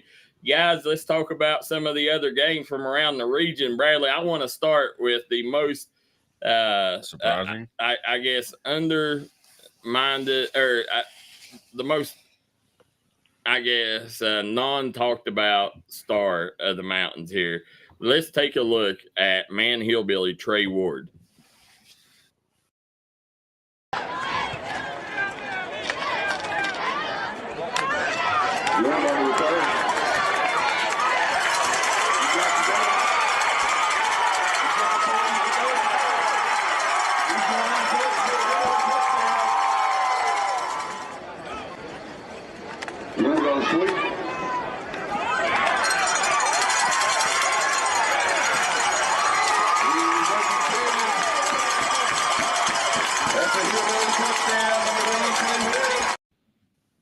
I mean, that's a stud. Is there a better man right now in Class A than Trey Ward, unless it's Bryson Eli?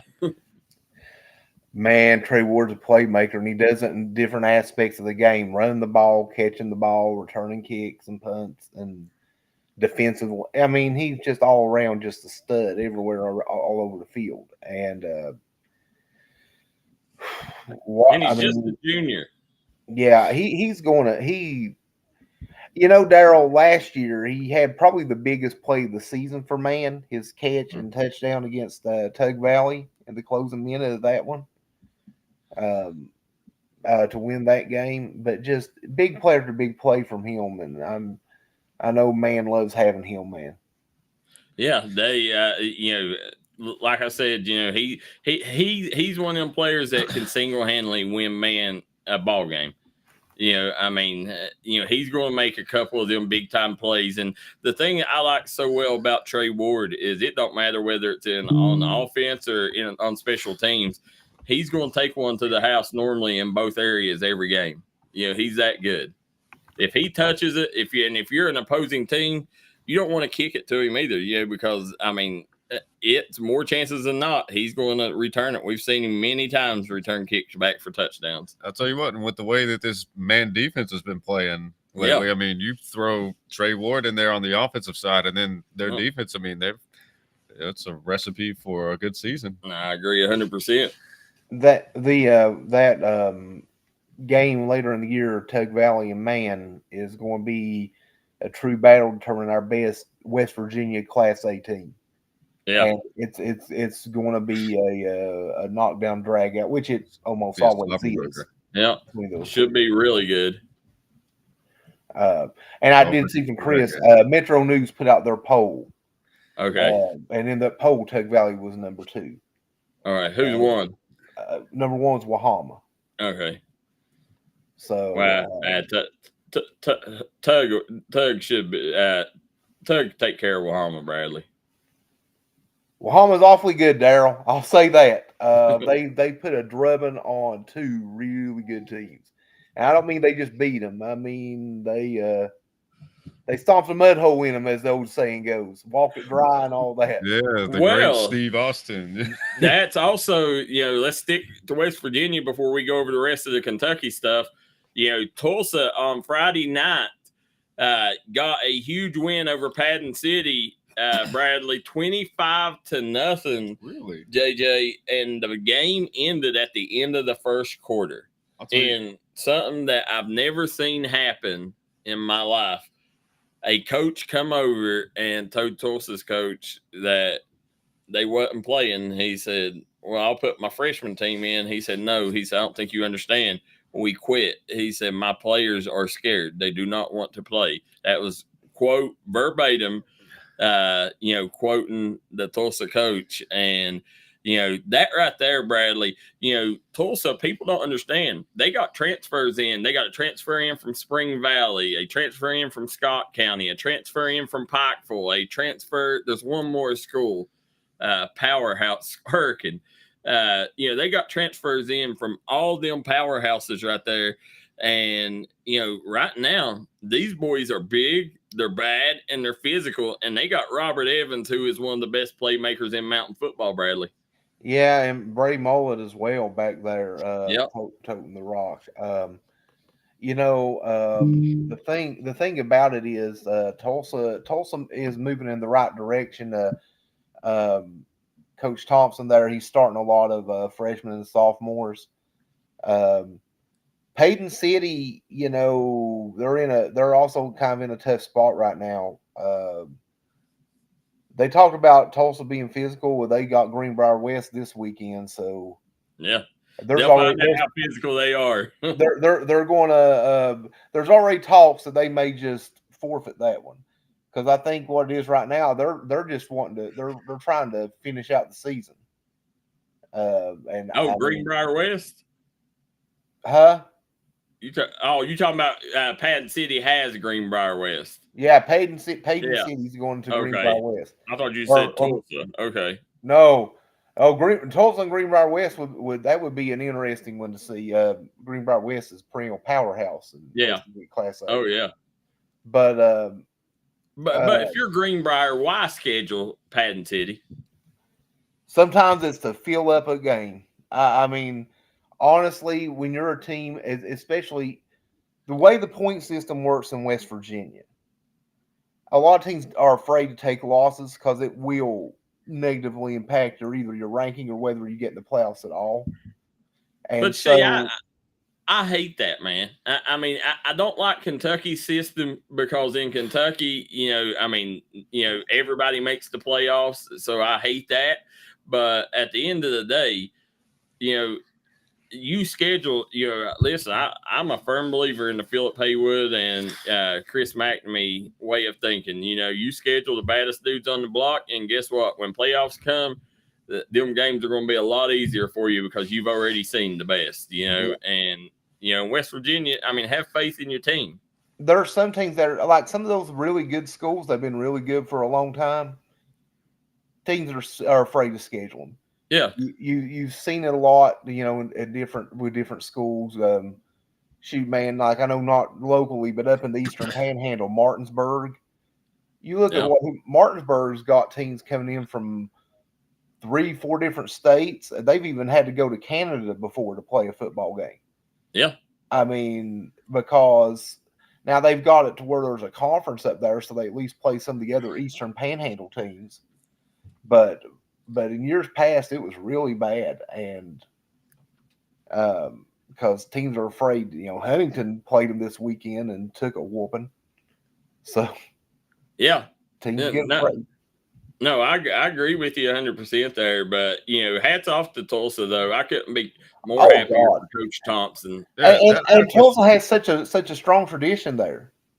Yeah. Oh, I agree. Yeah. And, Coach Thompson, he's one man that, this dude's put in the work, and you've seen after about a year or two that, okay, this is the right guy for the job. Just give him a couple of years, and that hats off to Tulsa for not pulling the gun too early in some of them earlier bad seasons like most schools would have, and, giving Coach Thompson a little leadway there to build this program. Yeah, and I think it's going to pay off. If not this year, next year, I think you're going to see. I think Tulsa has a chance to make the playoffs this year. Yeah, and you lost your best player this offseason, in Parker Watts, and and now you come back and you might be better than you was last year, So hats off, to the Rebels right now. They're doing everything right. Can I transition that into another game? Real quick. Oh, well, hold on. Let me see what JJ had. Well, I know we interviewed the head coach, about 2 weeks ago? What? Tulsa's coach. Yeah. Well, I was asking, was all of these transfers, did this happen after we interviewed him? Or no, they was there. Oh, they was already there? Yeah. Okay. Yeah, I wasn't sure about that. No, they was already there. Now, Bradley, go ahead. Well, I just wanted to transition that, you kind of we raised our eyeballs week 1 West Virginia when Tulsa played Wayne, that 21-7 win for Wayne over Tulsa. Yeah. And then Wayne turns around this week and drubs Scott. 26-6. And Wayne's looking pretty good. There's some rumblings that Wayne is one of the better teams in AA football in West Virginia now. It's looking like it right now. Anytime you can beat Scott like that, then you got a chance. And listen, games are different out Wayne, Brad. They are. I think, Wayne returned some linemen, and They put it on Scott on Friday, which was a little surprising to me. Go ahead and see if I ain't got a book about Wayne on that book. As you sit here, it'd be on the it'd be over here. Yeah, right there somewhere. And if you guys haven't ever seen, I highly suggest that you guys take advantage of this book, Way Out Wayne. This is a great book. Have you ever read it, Bradley? I have not. I've seen it, but I've never read it, and I want to read it. Now, Way Out Wayne. I highly suggest everybody read that and take advantage of it. Just a really good book if you love Wayne football. So, as we're sitting here, and you talk about that, I can't wait. I don't know who are some of the other games on Wayne's schedule in our coverage area, Bradley, this year. I can look that up. Bradley's going to try to pull that up. Chris Bishop says Martinburg's best team in West Virginia. Chris, that brings me to Martinsburg. I don't think would have a shot at the best team in Kentucky because this week Boyle County ended up with a highly impressive victory over St. Edwards, Ohio, who is ranked number 12 in the nation. Now, they're saying they're the 12th best team in the nation. Reports coming out, guys, that is the highest win from any Kentucky team in the history over a nationally ranked team. The 12th ranked team in the nation is the highest win that any Kentucky team has ever defeated. That's a big notch in Boyle County's cap. That's history. Yeah, that is. Huge deal for Boyle County. Gosh, huge deal for Kentucky football.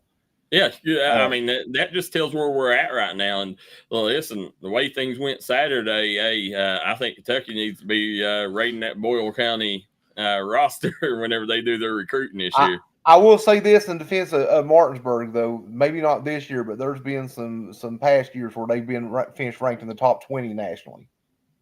So, that's a legit program that travels around the country. I mean, they travel all around the eastern part of the country. Yeah, playing.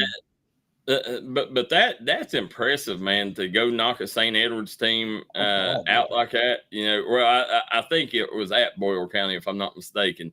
But still, to be able to take and to be that's something that them kids will never forget. I mean, there's no Kentucky team that has ever defeated a team ranked higher than that. That's something that nobody can ever take from them boys. That is insane too. I mean, you think of all the great Kentucky schools that have come along and all of the great teams. I mean, how often do Kentucky teams get a chance to play against nationally ranked teams? I mean, is that a rarity or?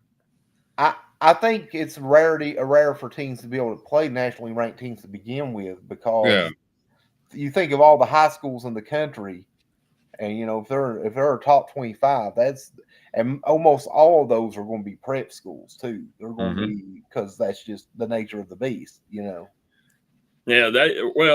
and as we sit there and look, let's take a look at some of the other games from around the area as we throw up our mountain scoreboard. Harvest Pruitt defeated Ashland 26-10. For a long time, this game stood at 12-10, lightning delay. And as you sit there and, to me, that was, I'm not into moral victories, but, that was a win for Ashland staying that close to Harvest Pruitt. Then Morgan County continues to look good as they stay undefeated, 2-0 with a 47 victory over Berea. Jenkins loses to Bland, Virginia, 36-12. Boyle County ended up winning. No, this was Friday night.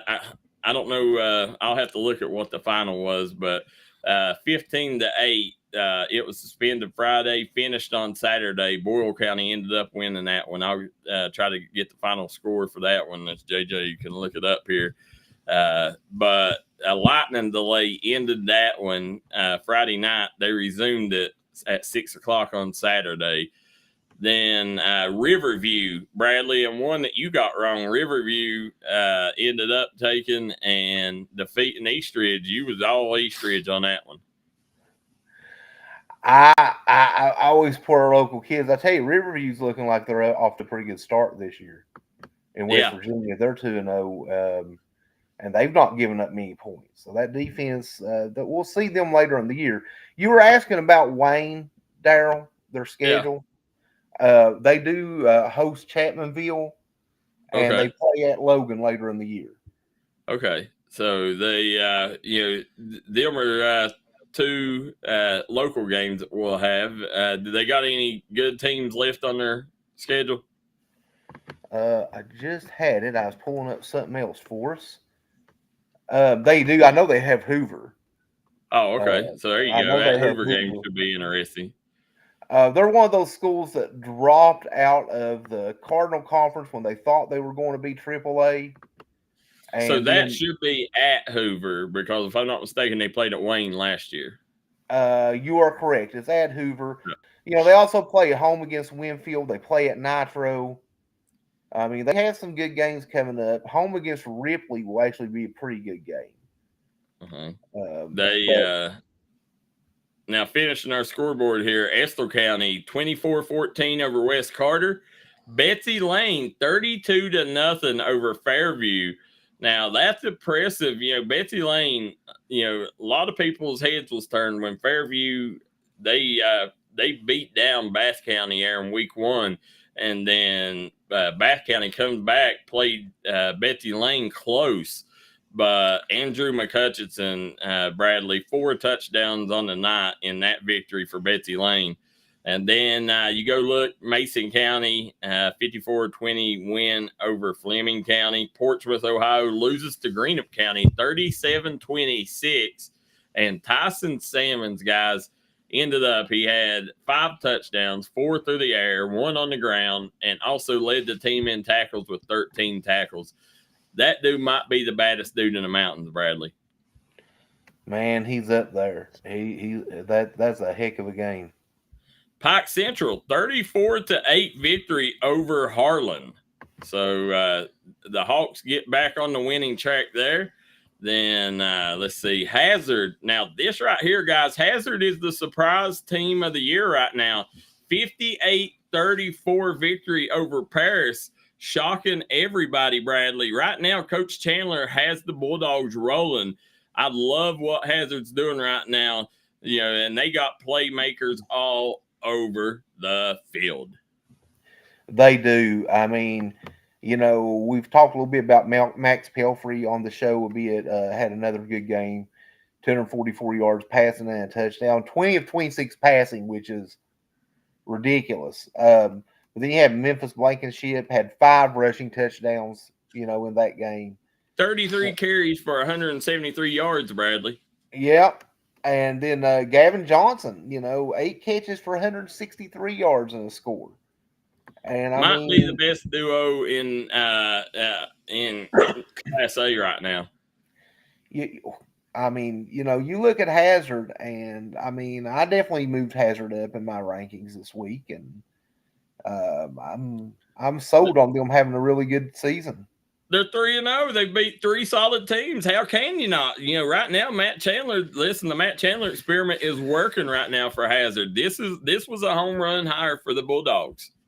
I mean, Hazard looks good, and I'm really interested and excited to see where they go next. What's next for them. So Jackson County 48-8 over Phelps. Johnson Central 48-41 over Belfry. And guys, change my mind. Is Zach McCourt the baddest running back in the mountains? I can't change your mind. If not, he's mighty close to it. So as we move on down, Knott Central 35-18 victory over Lynn Camp. Hey, hats off to the Pats. Stay undefeated there. Big win for them.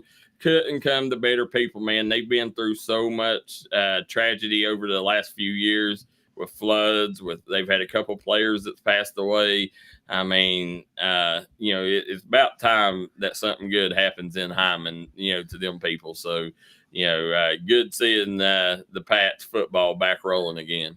And then I remember a couple of years ago, I don't know if anybody remembers, but they had a quarterback that was like 6'7" that could flat sling it. And ever since then, they've kind of had down years. But, hopefully the Pats get back on the winning track and have a solid season there in Hyman. Now, Leslie County, 45-20 over McGoffin County. And, this, whenever you sit and look, 45-20, impressive win for Leslie County. McGoffin looked pretty good, as they played a couple of good teams close. They got a big win over Lewis County, and Leslie County's Landry Collette last week, he had 5 touchdowns with his feet. This week he had 5 with his arm. Might be the most balanced quarterback in the mountains. Could be the best. Leslie County's one controversial touchdown away from being undefeated right now. Yeah. I mean, remember that. And then Bell County goes to Pine Mountain and takes care of Letcher Central 30-14. We had a crew over there, but that was a rough night for them crew. They never could get online really. So a lot of technical issues on Friday night. We had a new crew, a skeleton crew that we had to patch together to try to get that game. And, we tried to get it off the ground, but never really got going. But Bell County ended up winning that one. Letcher would have liked to won that one because if I'm not mistaken, this week they had Hazard, I think, is who they got this week. So Breathitt County, 21-0 over Lewis County. And the Riverbank boys get their first win of the year. They played a tough schedule, but, at the end of the day, they're going to be there when playoffs come around. They're going to be a tough team to beat. Right now, Bradley, they're doing what they have to do, and that's win the ball games they should. And yeah. Then Lexington Christian, LCA, with a big victory over Pikeville, 40-26. And that one was on Saturday. I think going into that, most people would have picked LCA, and, Pikeville remains winless. This is the 0-3 Pikeville starts the season, Bradley. This is the first time Pikeville has started 0-3 since 1961. That is something in its own. But, I say it, but guess what? I'm still going to bet the farm when it comes playoff time. Pikeville is your Class A state champions. Yeah, I mean, I don't think anyone's ready to run McNamee out of town over there yet. Let's just say that. I think everyone there in Pikeville is smart enough to realize what's happening over there, and they'll be just fine. Oh, we've seen Belfry do it a few years ago. Started 0-5, ended up winning the state championship. Pikeville could be in for that same kind of start and become the second team to do that. But I think Pikeville will get a win whenever they play Raceland. Though I think Raceland is a very good team this year, and that will be. They're going to have to fight to win that one. But if they win that one, then that'll tell you, that game will tell you what Pikeville is and what Pikeville ain't. I agree. So as we move on here, we got Shelby Valley, 40-28, lost to Martin County. So we talked a little bit about Devin Maynard and his big game, and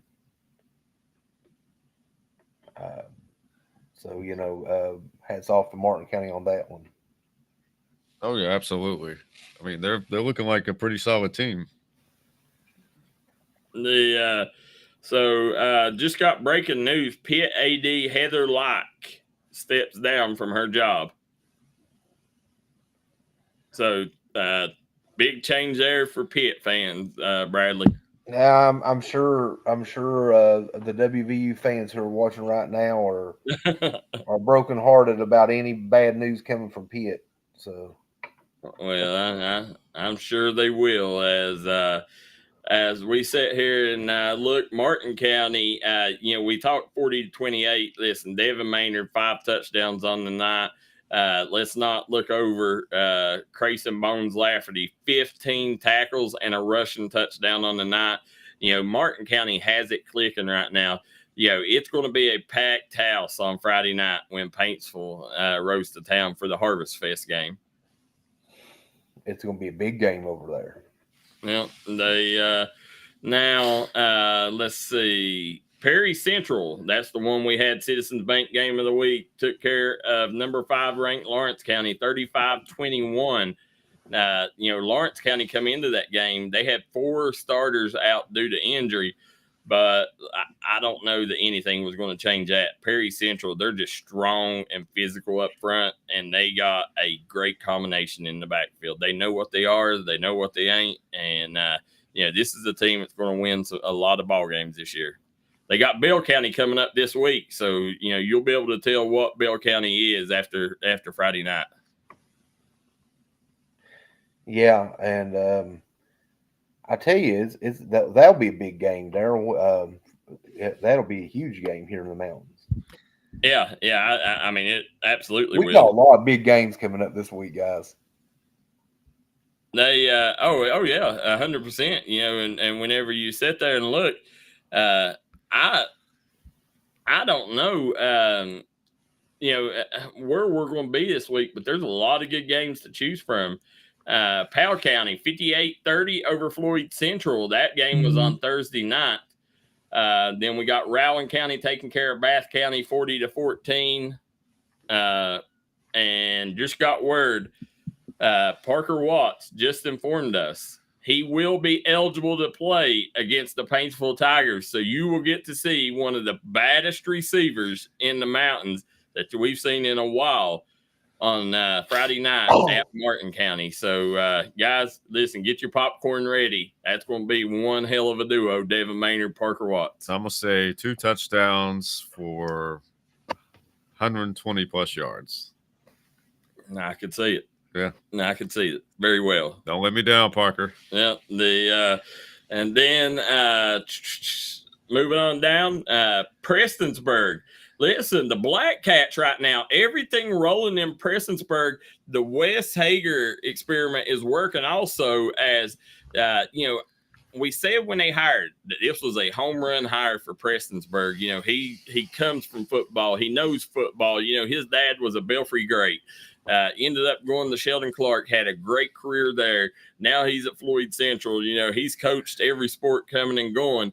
But Wes, he's been around great football minds his whole life. And don't forget, Coach Hager, he got to coach with Coach Matney too at Sheldon Clark. So, Wes Hager has been around some great football minds, and now it's showing as he's let the Black Cats start 3-0. And this Prestonsburg team, just like Hazard, they may be the 2 shocking teams so far. Prestonsburg, want to see them get a couple more good wins before, you put your stamp on how good they are. But right now, it looks like Prestonsburg, Bradley is one of our better teams right now in the Cofields. Yeah, they definitely are one of our better teams. And, they have some, intriguing games left. But Wes Hager's doing a great job at Prestonsburg right now. Yep. They got to a better start than most people expected. Yep. Got Billy Mount says Tug Valley and Chapmanville play in JV action tonight. So at Chapmanville, make sure you guys go out and support that. Absolutely. Then moving on down, let's see, Russell gets a big win over South Point, 35-13. That's a big win for them. South Point normally pretty solid, but they fall to 0-3 on the season. Russell gets their first win. Then Chapmanville falls to Nichols County 20-7. Spring Valley loses to Hurricane 63-48. And that just tells you how good Hurricane is, because Spring Valley are some bad dudes, Bradley. It does. I tell you, I don't know what I'm more impressed with, that Spring Valley can put up 48 on Hurricane, or Hurricane put up 63 on Spring Valley. Yeah. Those are not two teams you expect in a shootout. Nope. And speaking of a shootout, the wasn't quite the shootout that fans wanted, but man, throbbed Mount View 35-0. As we said, Trey Ward 2 TDs in that win. Then Tulsa 25-0 victory over Patton City. We talked about that earlier. Game ended at the end of the first quarter. Tug Valley defeated Sherman 33-12. Logan with a solid win over Sissonville 41-17. And then Wayne defeats Scott in a shocking outcome, how they handled it. Not necessarily they won, but I think, thought that would be a one-possession ball game. 26-6, Pioneers defeat the Skyhawks. And then the game, I guess the game of the week was West Side defeating Mingo Central 21-20. And whenever you take and look at this game, Mingo Central was up 14-0 on them, and they ended up,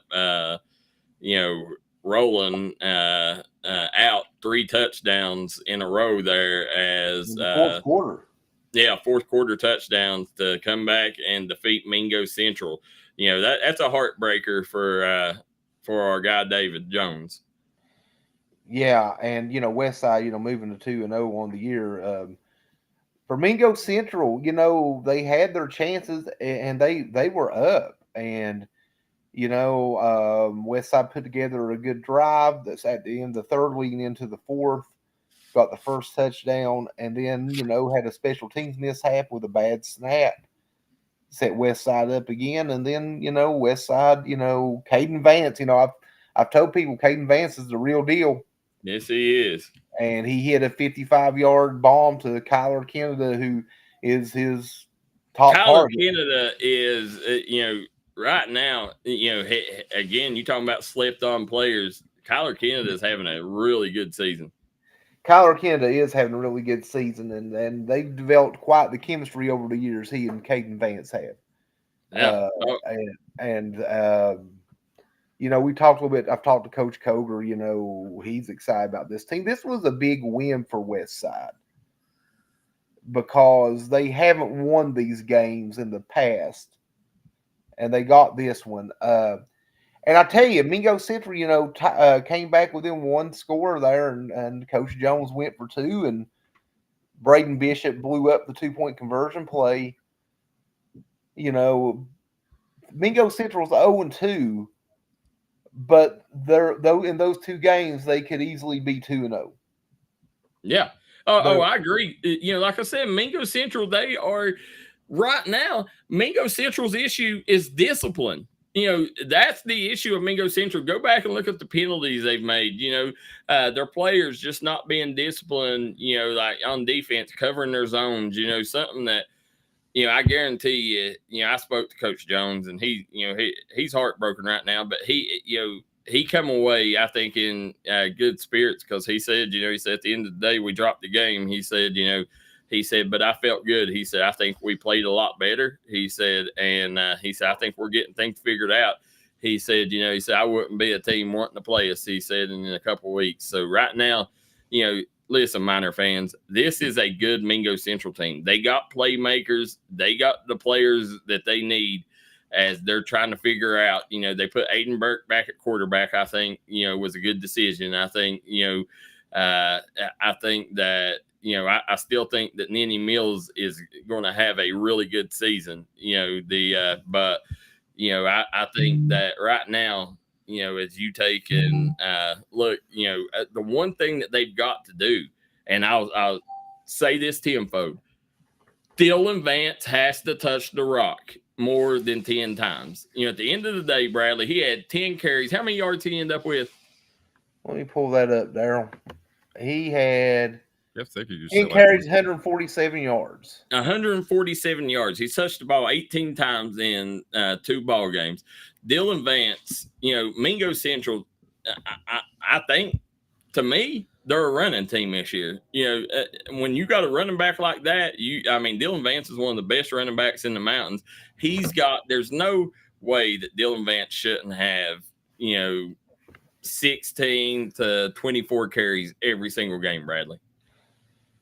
That's a guy who I would feed the ball to a lot. You're looking at sometimes different games dictate different things, but I would feed him the ball. And honestly, he's averaging 14 yards a carry right now. That's Jim Brown type numbers. Yeah. Darryl, on that last drive that put Mingo in a position to win the game right there at the end, he pretty much was the drive. He had I think, of course he had the touchdown run, but I think he also had, I know he had the long run to help set that up too. We had a lot of issues over there technical wise with our broadcast. If you guys ever been to West Side, it's way out there. So, it's hard, not only, like our crew there pretty much has to figure it out for themselves, Bradley, because there's no cell service for, any of our technical support to help them get it figured out. And, but they done a great job trying to keep it on air for you guys. But, just a great game. Hats off to Coach Koger. That was a big win. And this Mingo Central team, like I said, David Jones will get this right. He is too good of a coach, and I think David knows he has talent, but like Coach Jones said, he said the thing that keeps biting them in the butt's discipline. He said, and I promise you, he said, I'll get that cleaned up.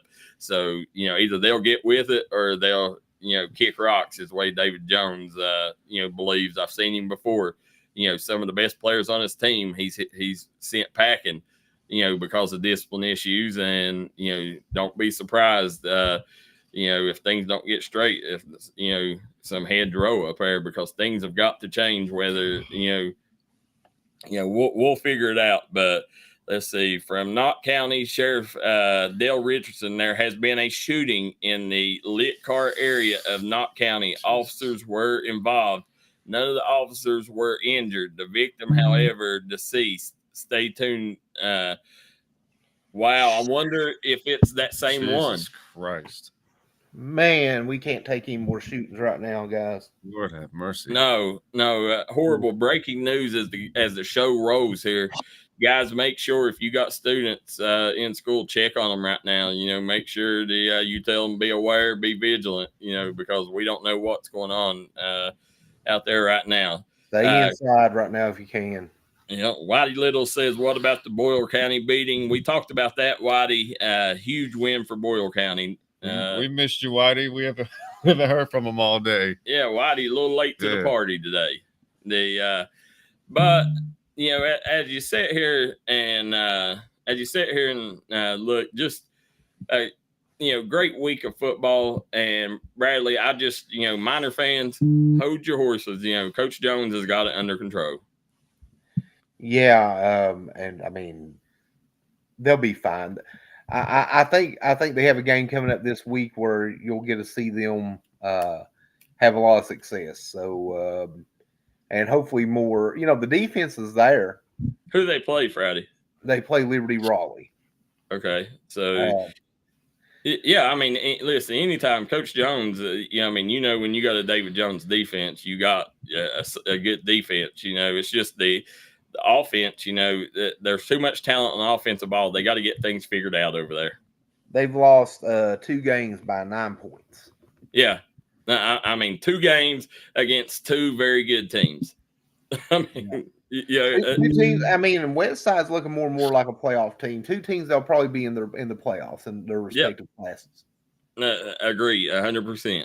So as we sit here, we're going to take a commercial break. When we come back, we got a lot more to talk about. Come right back and join us here on the Startup Morning Show. Bradley Dameron, JJ Pruitt, and Darryl McCoy will be right back.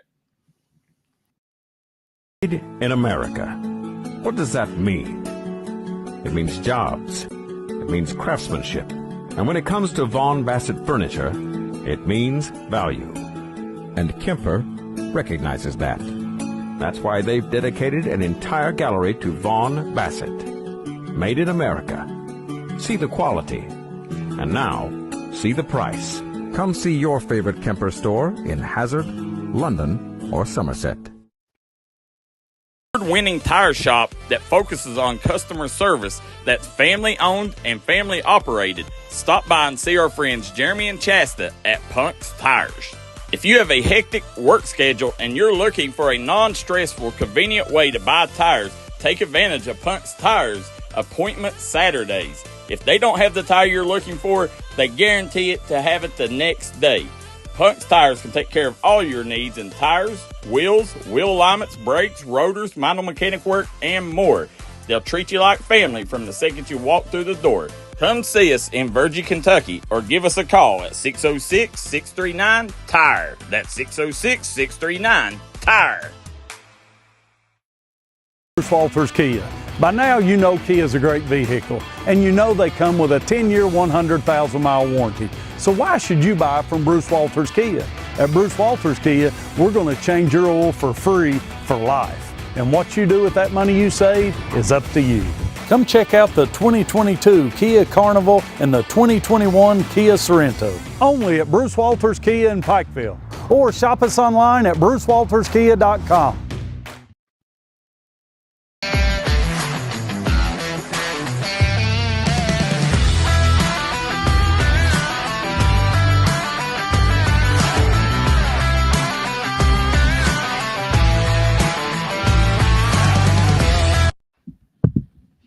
And we are back here on the Startup Morning Show. Bradley Dameron, JJ Pruitt, and Darryl McCoy here as we're getting started, guys. We will be going, guys, after the show, and I want to give a big hats off to this because this was a home run hire, guys. Shout out to Jenkins as they hire Dominic Strong, Dominic DeMarco, ever how you want to know him as. Dominic, he has been my son's basketball trainer for 2 or 3 years. And, you know, Dom come to this area via New York City. You know, he was brought to this area back in the old Cordia days with Roger Rhodes and all them. And he kind of got left here in the mountains, he and a lot of folks in the mountains have took Dom in and, helped Dom along the way. And Dom has ended up, being a part of a lot of elite basketball players. He has had a hand in training them. And he's had coaching stints at Hazard, I think Cordia, Hazard, Alice Lloyd. Was a current coach at Alice Lloyd College. And I'm missing one more school there. Might be Prairie Central. And then he went to Jenkins and he coached the PBE elite 8th grade team, had a really good AAU season. And now Jenkins, Damian Johnson, he's seen all that greatness coming out of Dom Strong and the potential and went and hired him to be the next girls basketball coach at Jenkins. This was an outstanding hire, Bradley, because here's the thing, JJ, in a place like Jenkins, you don't have a large talent pool to pull from. Mm-hmm. So that means you got to develop the talent you got. Yeah. Well, this guy is one of the best trainers in the business. So, I think Jenkins, this was a home run hire, and we will be there at 1:30 as they do his official press conference signing. Well, I'm excited for this. So, JJ. Big time hire for Jenkins there, man. Yeah, big, and Damian Johnson continues to do big things. Well, speaking of signings, one of the biggest signings in the state, probably the biggest signing in UK since Rex Chapman happened on Thursday. And we wasn't there. We was expected to go to the signing. We had I guess you would say stage side seats as we was going to be there to cover it. And then, but it just happened to fall on the first day of the crunch time. So we couldn't make it back in time, get prepared for the show. But Jasper, you guys seen Jasper on the show. Jasper will hopefully be on next week. He'll be back on the show here with us as he signs with UK. And listen, guys, his statement at the press conference is something that Kentucky fans will never forget. He said, Kentucky till I die. So KY till I die. And, his dad, Dennis Johnson, was an elite defensive player back in the 90s at UK. And, he's the coach at Woodford County. Actually, David Jones's son, David Jr., plays for Dennis Johnson at Woodford County. So a little 6 degrees of separation there. Yeah. And whenever you take a look, Jasper Johnson, guys, this is a kid that we couldn't let leave the state. He's that good, and he's going to go to OTE, play a senior season, but for Mark Pope to keep a talent like him and Malachi Moreno, that's they're getting off to a great start when it comes to the recruiting side of things, Bradley. Oh, absolutely. That was the big question mark about Mark Pope when they hired him. He did bring in a lot of transfers because, quite frankly, he had to. The whole team left pretty much for the most part. Could he sign, could he recruit big-time talent? Well, we're starting to see that big-time talent sticking around and going to Kentucky. And I'm really excited to see Jasper Johnson. Even though he probably broke my father-in-law's heart, it'll be okay, by not choosing Bama. So, but really happy to see him at UK.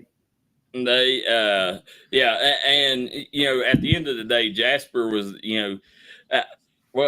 I'll tell you a little story, and UK could have had Darren Peterson, and at the end of the day, people said how you knew that. Well, I was a middleman in a lot of the Darren Peterson stuff. And, I do know that Darren Peterson's side wanted to go to UK when Pope was first hired.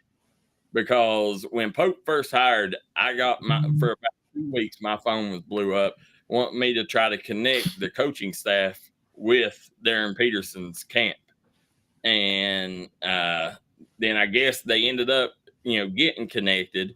And I know that, the thought coming out was that Darren Peterson would choose Kentucky if the dollars made sense, and it had to be a certain NIL level because Kansas and Ohio State was coming with such large numbers. They was breaking the bank for Darren Peterson. So UK had to get somewhere in that vicinity. Well, I think, the Jasper situation, him being in state, and I think they was like, well, we can get a better deal, get 2 of these players for probably what we could get one in the Darren Peterson. And, hats off to these sponsors. If you was there, you could tell NIL was what made this happen because everywhere it was Morgan & Morgan, it was Donato's Pizza. There was about 4 or 5 sponsors that was on large display there. And, hats off to them keeping Darren Peterson or Jasper Johnson in state here. And, I hate that our guy DP, didn't end up in Lexington, but, I think that, he'll still have a fabulous career. And I think, if you was to put your money on something right now, it'd be USC. I mean, today's world, you've got to shell out for the big guys. You know what I'm saying? Yep. Yeah, you got to. And, I personally, like I said, and the one thing that hurt Darren Peterson too is, Jasper, whenever Huntington Pruitt played Link Academy, we was courtside for that one. I mean, the best basketball atmosphere I've ever been in my life, JJ. I mean, when you go in, it was like the old He Got Game, during their high school days when you had people all around the court standing. Me and Coach Keithley sat there.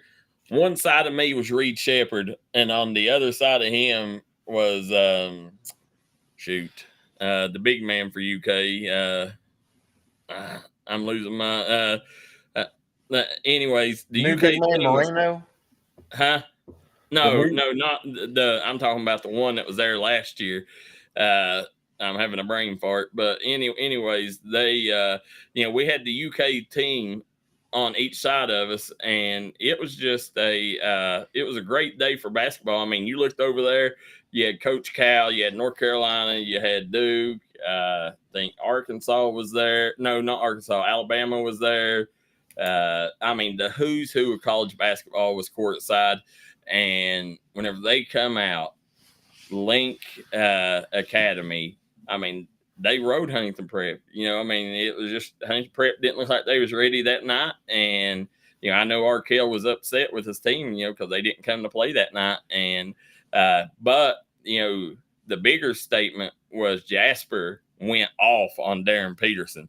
Jasper ended up coming out 11 3-pointers, and I think he hit like 5 or 7 in a row. And Darren Peterson, I don't even think he ended up with 6 points that night. Oh, wow. So, yeah, I mean, and that really swayed a lot of people over to the Jasper Johnson camp. I can see where it'd be hard to get that visual out of your mind if you saw it, especially in person.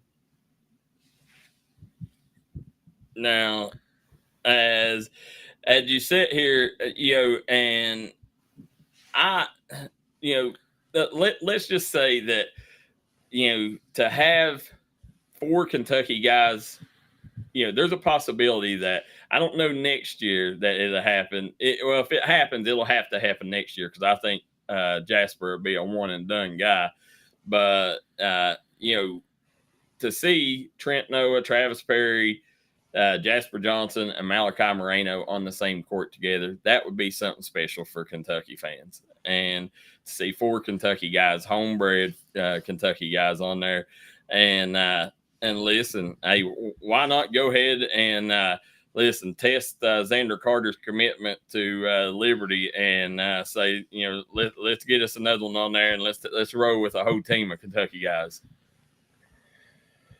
I don't know how I feel about that one, Darryl. I used to work at Liberty. I know some people there. I almost want to give them a heads up, but listen. I could tell you this: Xander is 1,000% committed to Liberty. He spent this weekend. I got to spend a lot of time with Xander yesterday, and I think Xander, when it's all said and done, there's a good chance Xander will be your Mr. Basketball this year. It's Malachi's to lose, but I think that if Xander wins the 16th region, goes to Rupp, and him and Malachi, I promise you there won't be a bigger game, because game 1, Bradley, this year, Ashland versus Great Crossing, and whoever wins that one will get a huge leg up in that Mr. Basketball conversation. You're not kidding. That's going to be a huge game. Man, I want to see that. I want to see that game, Darryl. That's a game I want to go watch. I would love to see it. I don't know where it's at. I'm wanting to say Ashland, but I could be wrong. But speaking of that, this past weekend, Xander and Coach Ryan Bonner went down for Xander's official visit at Liberty, and spent time with Xander's former teammate, Colin Porter, who is the point guard for Liberty, and one of the best point guards to come out of the mountains in recent history.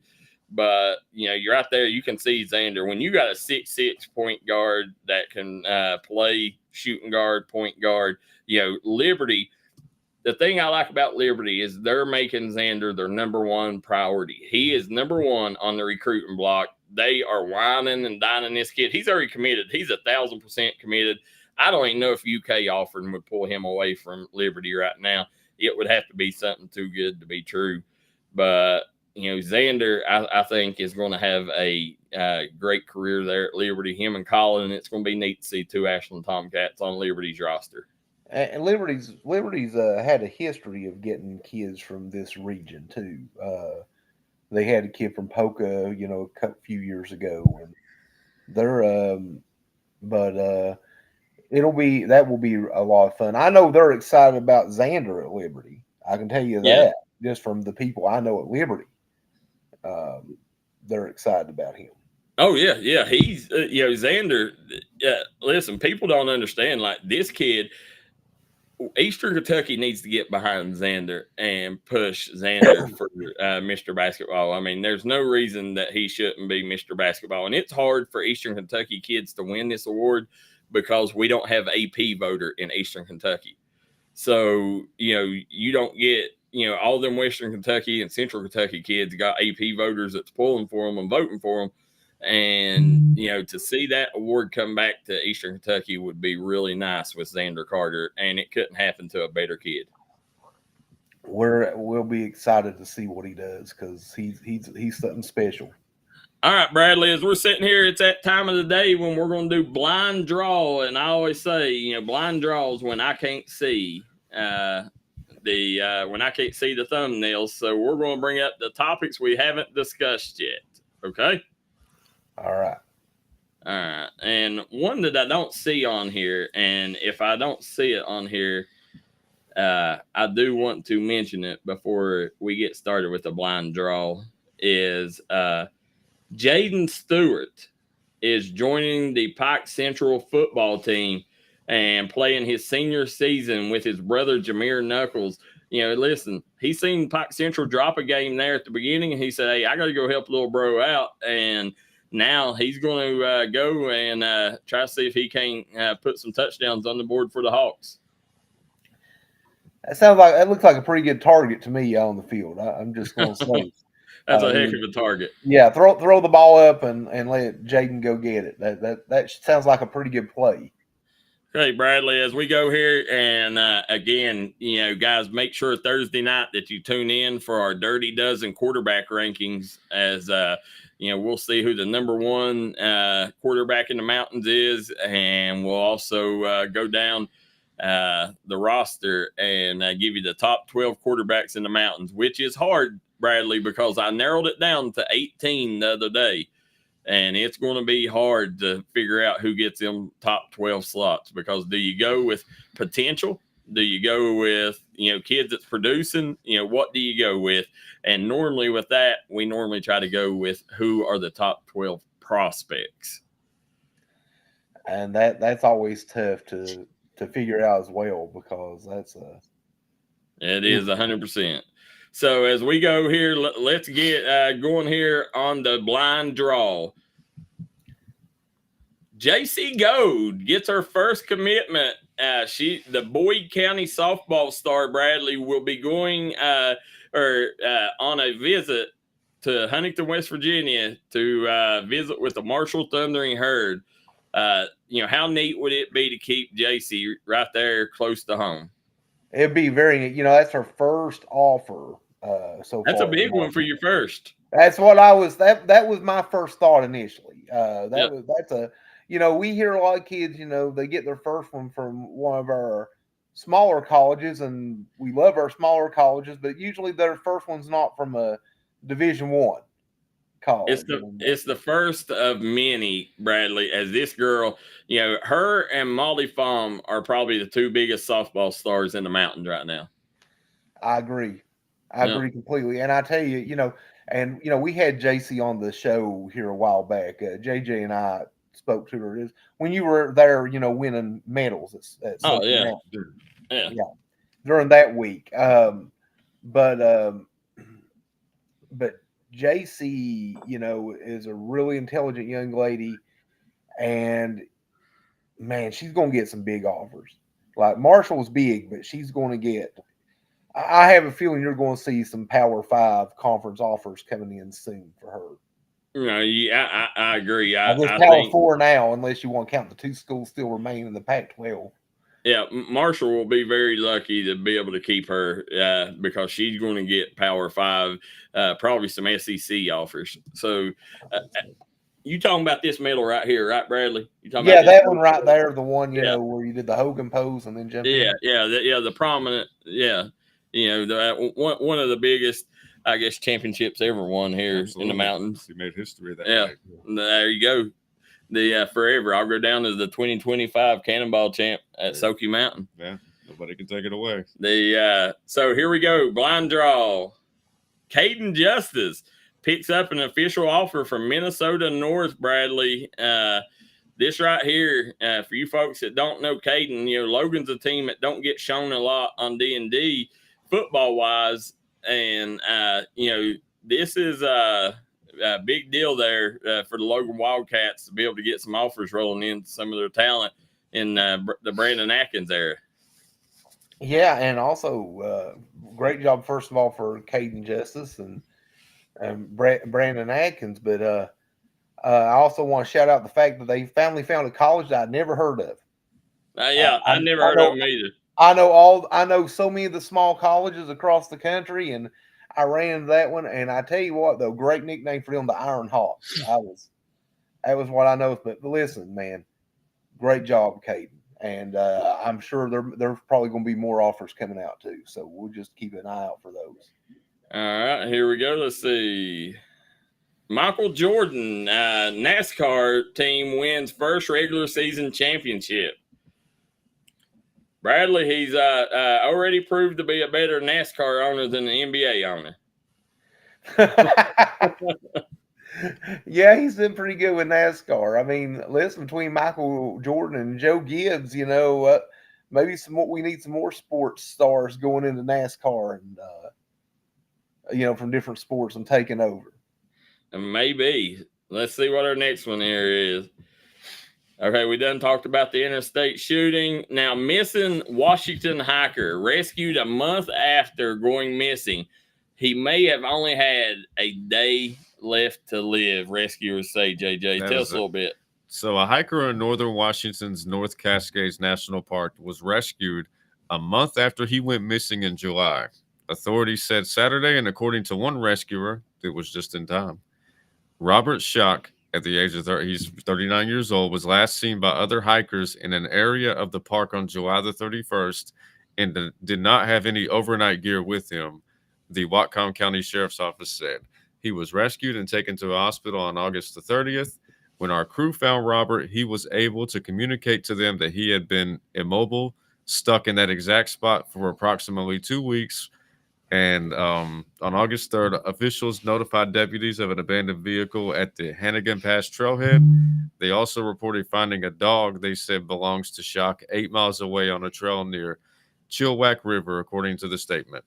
Deputies who responded to the area over the following few days checked the vehicle and found the windows rolled down and Schock's wallet on the dashboard, the officer said. Park rangers searched the remote area several times by ground on August the 7th and joined deputies in a helicopter search of the area, but found no clues leading to Schock's whereabouts. But then eventually they discovered him and found him. Did it say how old he was? I think it said he was 39 years old. 39 years old. We had this same thing happen at Red River Gorge earlier this summer, and we talked about it on the show here. Guys, it blows my mind, and I don't know. I mean, I hope I'm never in that situation. I probably won't be because I don't like to exercise and I don't like to walk. But, at the end of the day, I would like to think that if you drop me in the middle of a forest, that I could figure my way back to civilization just by using common sense. I mean, you get turned around, though, in the woods. That's the thing. You do, but I mean, you always know, like if you get turned around, climb the hill to the highest point, and you see where a road is, a landmark is, or okay, if you're on a trail, then you know what you do? You walk backwards around off that trail. I mean, walk back where you come from. It blows my mind how people get lost in the forest. First of all, this guy is a miracle because, like, they said he was immobile for 2 weeks. Is that right, JJ? Did I hear that correctly? Now that's crazy. Because I mean, like, you think like some wild animal or something, man. I mean, I'm just saying, that would be the thing, even if you were able to stay alive. But here's my advice: don't go in the woods. Anyway, that's I'm not going to put myself in that situation if I can help it. Well, they tough situation there, and thank them first responders for being able to save that guy. Absolutely. All right, here we go. Let's see. Breaking news. Man, Hillbilly fans should be excited, very excited about the latest addition to TJ Blevins' roster. We are told 6'10" Moise Casenda has been ruled eligible to play this upcoming season. Guys, really familiar with Moise, great kid. Casenda is a fabulous young man, just a sophomore. And this kid, Bradley, he's single-handedly going to give man a shot in Class A. Yeah, because there's no one else in Class A who has a 6'10" center like that. I mean, he'll be the most dominant force in Class A in the paint. He will be. He will be. And I'm trying to think. I don't know if there are many other schools in West Virginia who have a kid like that, period. Like, no, and you know, the D&D Mountain Elite team, JJ, played man this summer with him. And he, you know, Moise right now, you know, TJ Blevins will get him, you know, lined out. Right now, he is an elite shot blocker, rebounder. Elite rebounder. Rebounding is his strength. He's limited offensively right now, but he's the type, the whole game, you'll hear him screaming at his teammates. Something that every teammate wants to hear. Shoot, shoot, shoot. He just keeps telling his teammates to shoot because he knows his best chance of getting a bucket is getting that rebound and putting it back for a slam, you know, and he dominates the glass. So I promise you right now, you know, people better find out in a hurry ways to keep Casenda off the glass because, you know, the man Hillbillies, I'm telling you, they're going to be fun to watch. And, you know, TJ Blevins, you know, he's got a chance, you know, to pull another state title coming back to man West Virginia with a talent like Moise Casenda. Yeah, he does. I mean, shoot, man. I mean, Class A is in West Virginia is the home of the 6'3" center. So, you know, seeing a 6'10" kid there with that athleticism is going to really be a big help to the Hillbillies. Yeah, 100%. Just got breaking news. Sunday, we will have the Tug Valley Youth League championships. So, yeah, definitely be exciting there. So as we sit here and look, let's see, we got a couple more topics left. Let's see what's next. Landlord agrees to sell Colorado apartment complex at center of Venezuelan gang problem. Guys, if you haven't seen this story, JJ, I watched the story on it last night. You know, these guys are literally taking AKs, taking heavy artillery and going to people's doors. One case, there was a rocket launcher. A kid took a rocket launcher to a tenant's door and threatened to kill the tenant if they didn't pay them rent. And not the rent that you pay to live in your house, but paying them rent like for protection, like the old mafia did. And whenever one of the guy that runs the apartment complex, the manager of the apartment complex, got beat down by 4 Venezuelans, got sent to the hospital. Then there was a couple other tenants that got beat up by them. Right now, the Venezuelans, you would think, okay, if you're having that much problem out of them, why don't you get the cops to come take care of it? That's my question. Yeah. And the other thing is they're saying, you know, one of the stories coming out is these are illegals that was led across by the Harris and Biden campaign that was brought to America. JJ, you can tell us a little more about it. I mean, if that's true, then that's, you know, they got to do something about that. I mean, officials in Colorado have agreed to drop all charges against the landlord of the Aurora apartment complex that has been at the center of violent Venezuelan gang takeover controversy. Now, in records obtained by the Denver Gazette, an agreement between the city and known partners details that city officials agreed to drop dozens of charges against the Aspen Grove apartment complex landlord for failing to maintain the property. It's like, well, how can you maintain? Who wants to keep that up? You know, hopefully it goes down in flames. And if somebody pulled up to my door with a rocket launcher, I mean, I'd be afraid to call the cops. Like, you know. Yeah, I'll be honest with you. A rocket launcher will make a coward of us all. It would. It's like, I mean, and the charges against the landlord also stem from his other property, which was shown in a viral video where members of the Trendy Aragua, the violent Venezuelan migrant gang, took over an apartment by busting down the door with heavy artillery.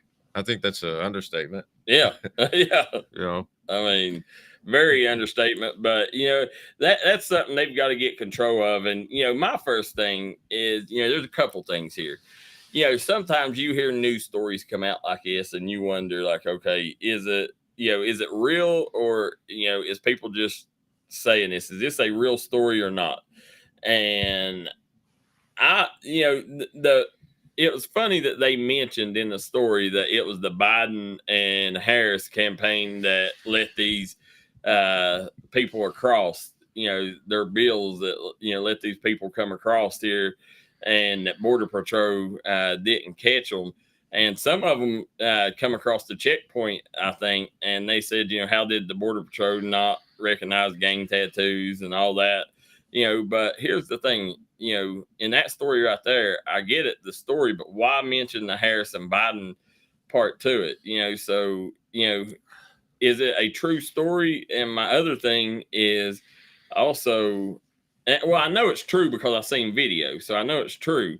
But my thing is, why don't the police, if somebody has, if there's a Venezuelan gang here in America, I mean, the stuff that you were seeing was stuff that you see happen in Venezuela, not here in America, and, whenever you see that right there, why not go ahead and arrest them people? Because it's not legal, I don't think, for them to have a rocket launcher. So, I think a rocket launcher, I think that would go against most concealed carry laws, Darryl. Yeah, I do too. I mean, 100%. Chris Bishop says Tucker has a good big. I thought the lick ladder kid graduated, Chris. As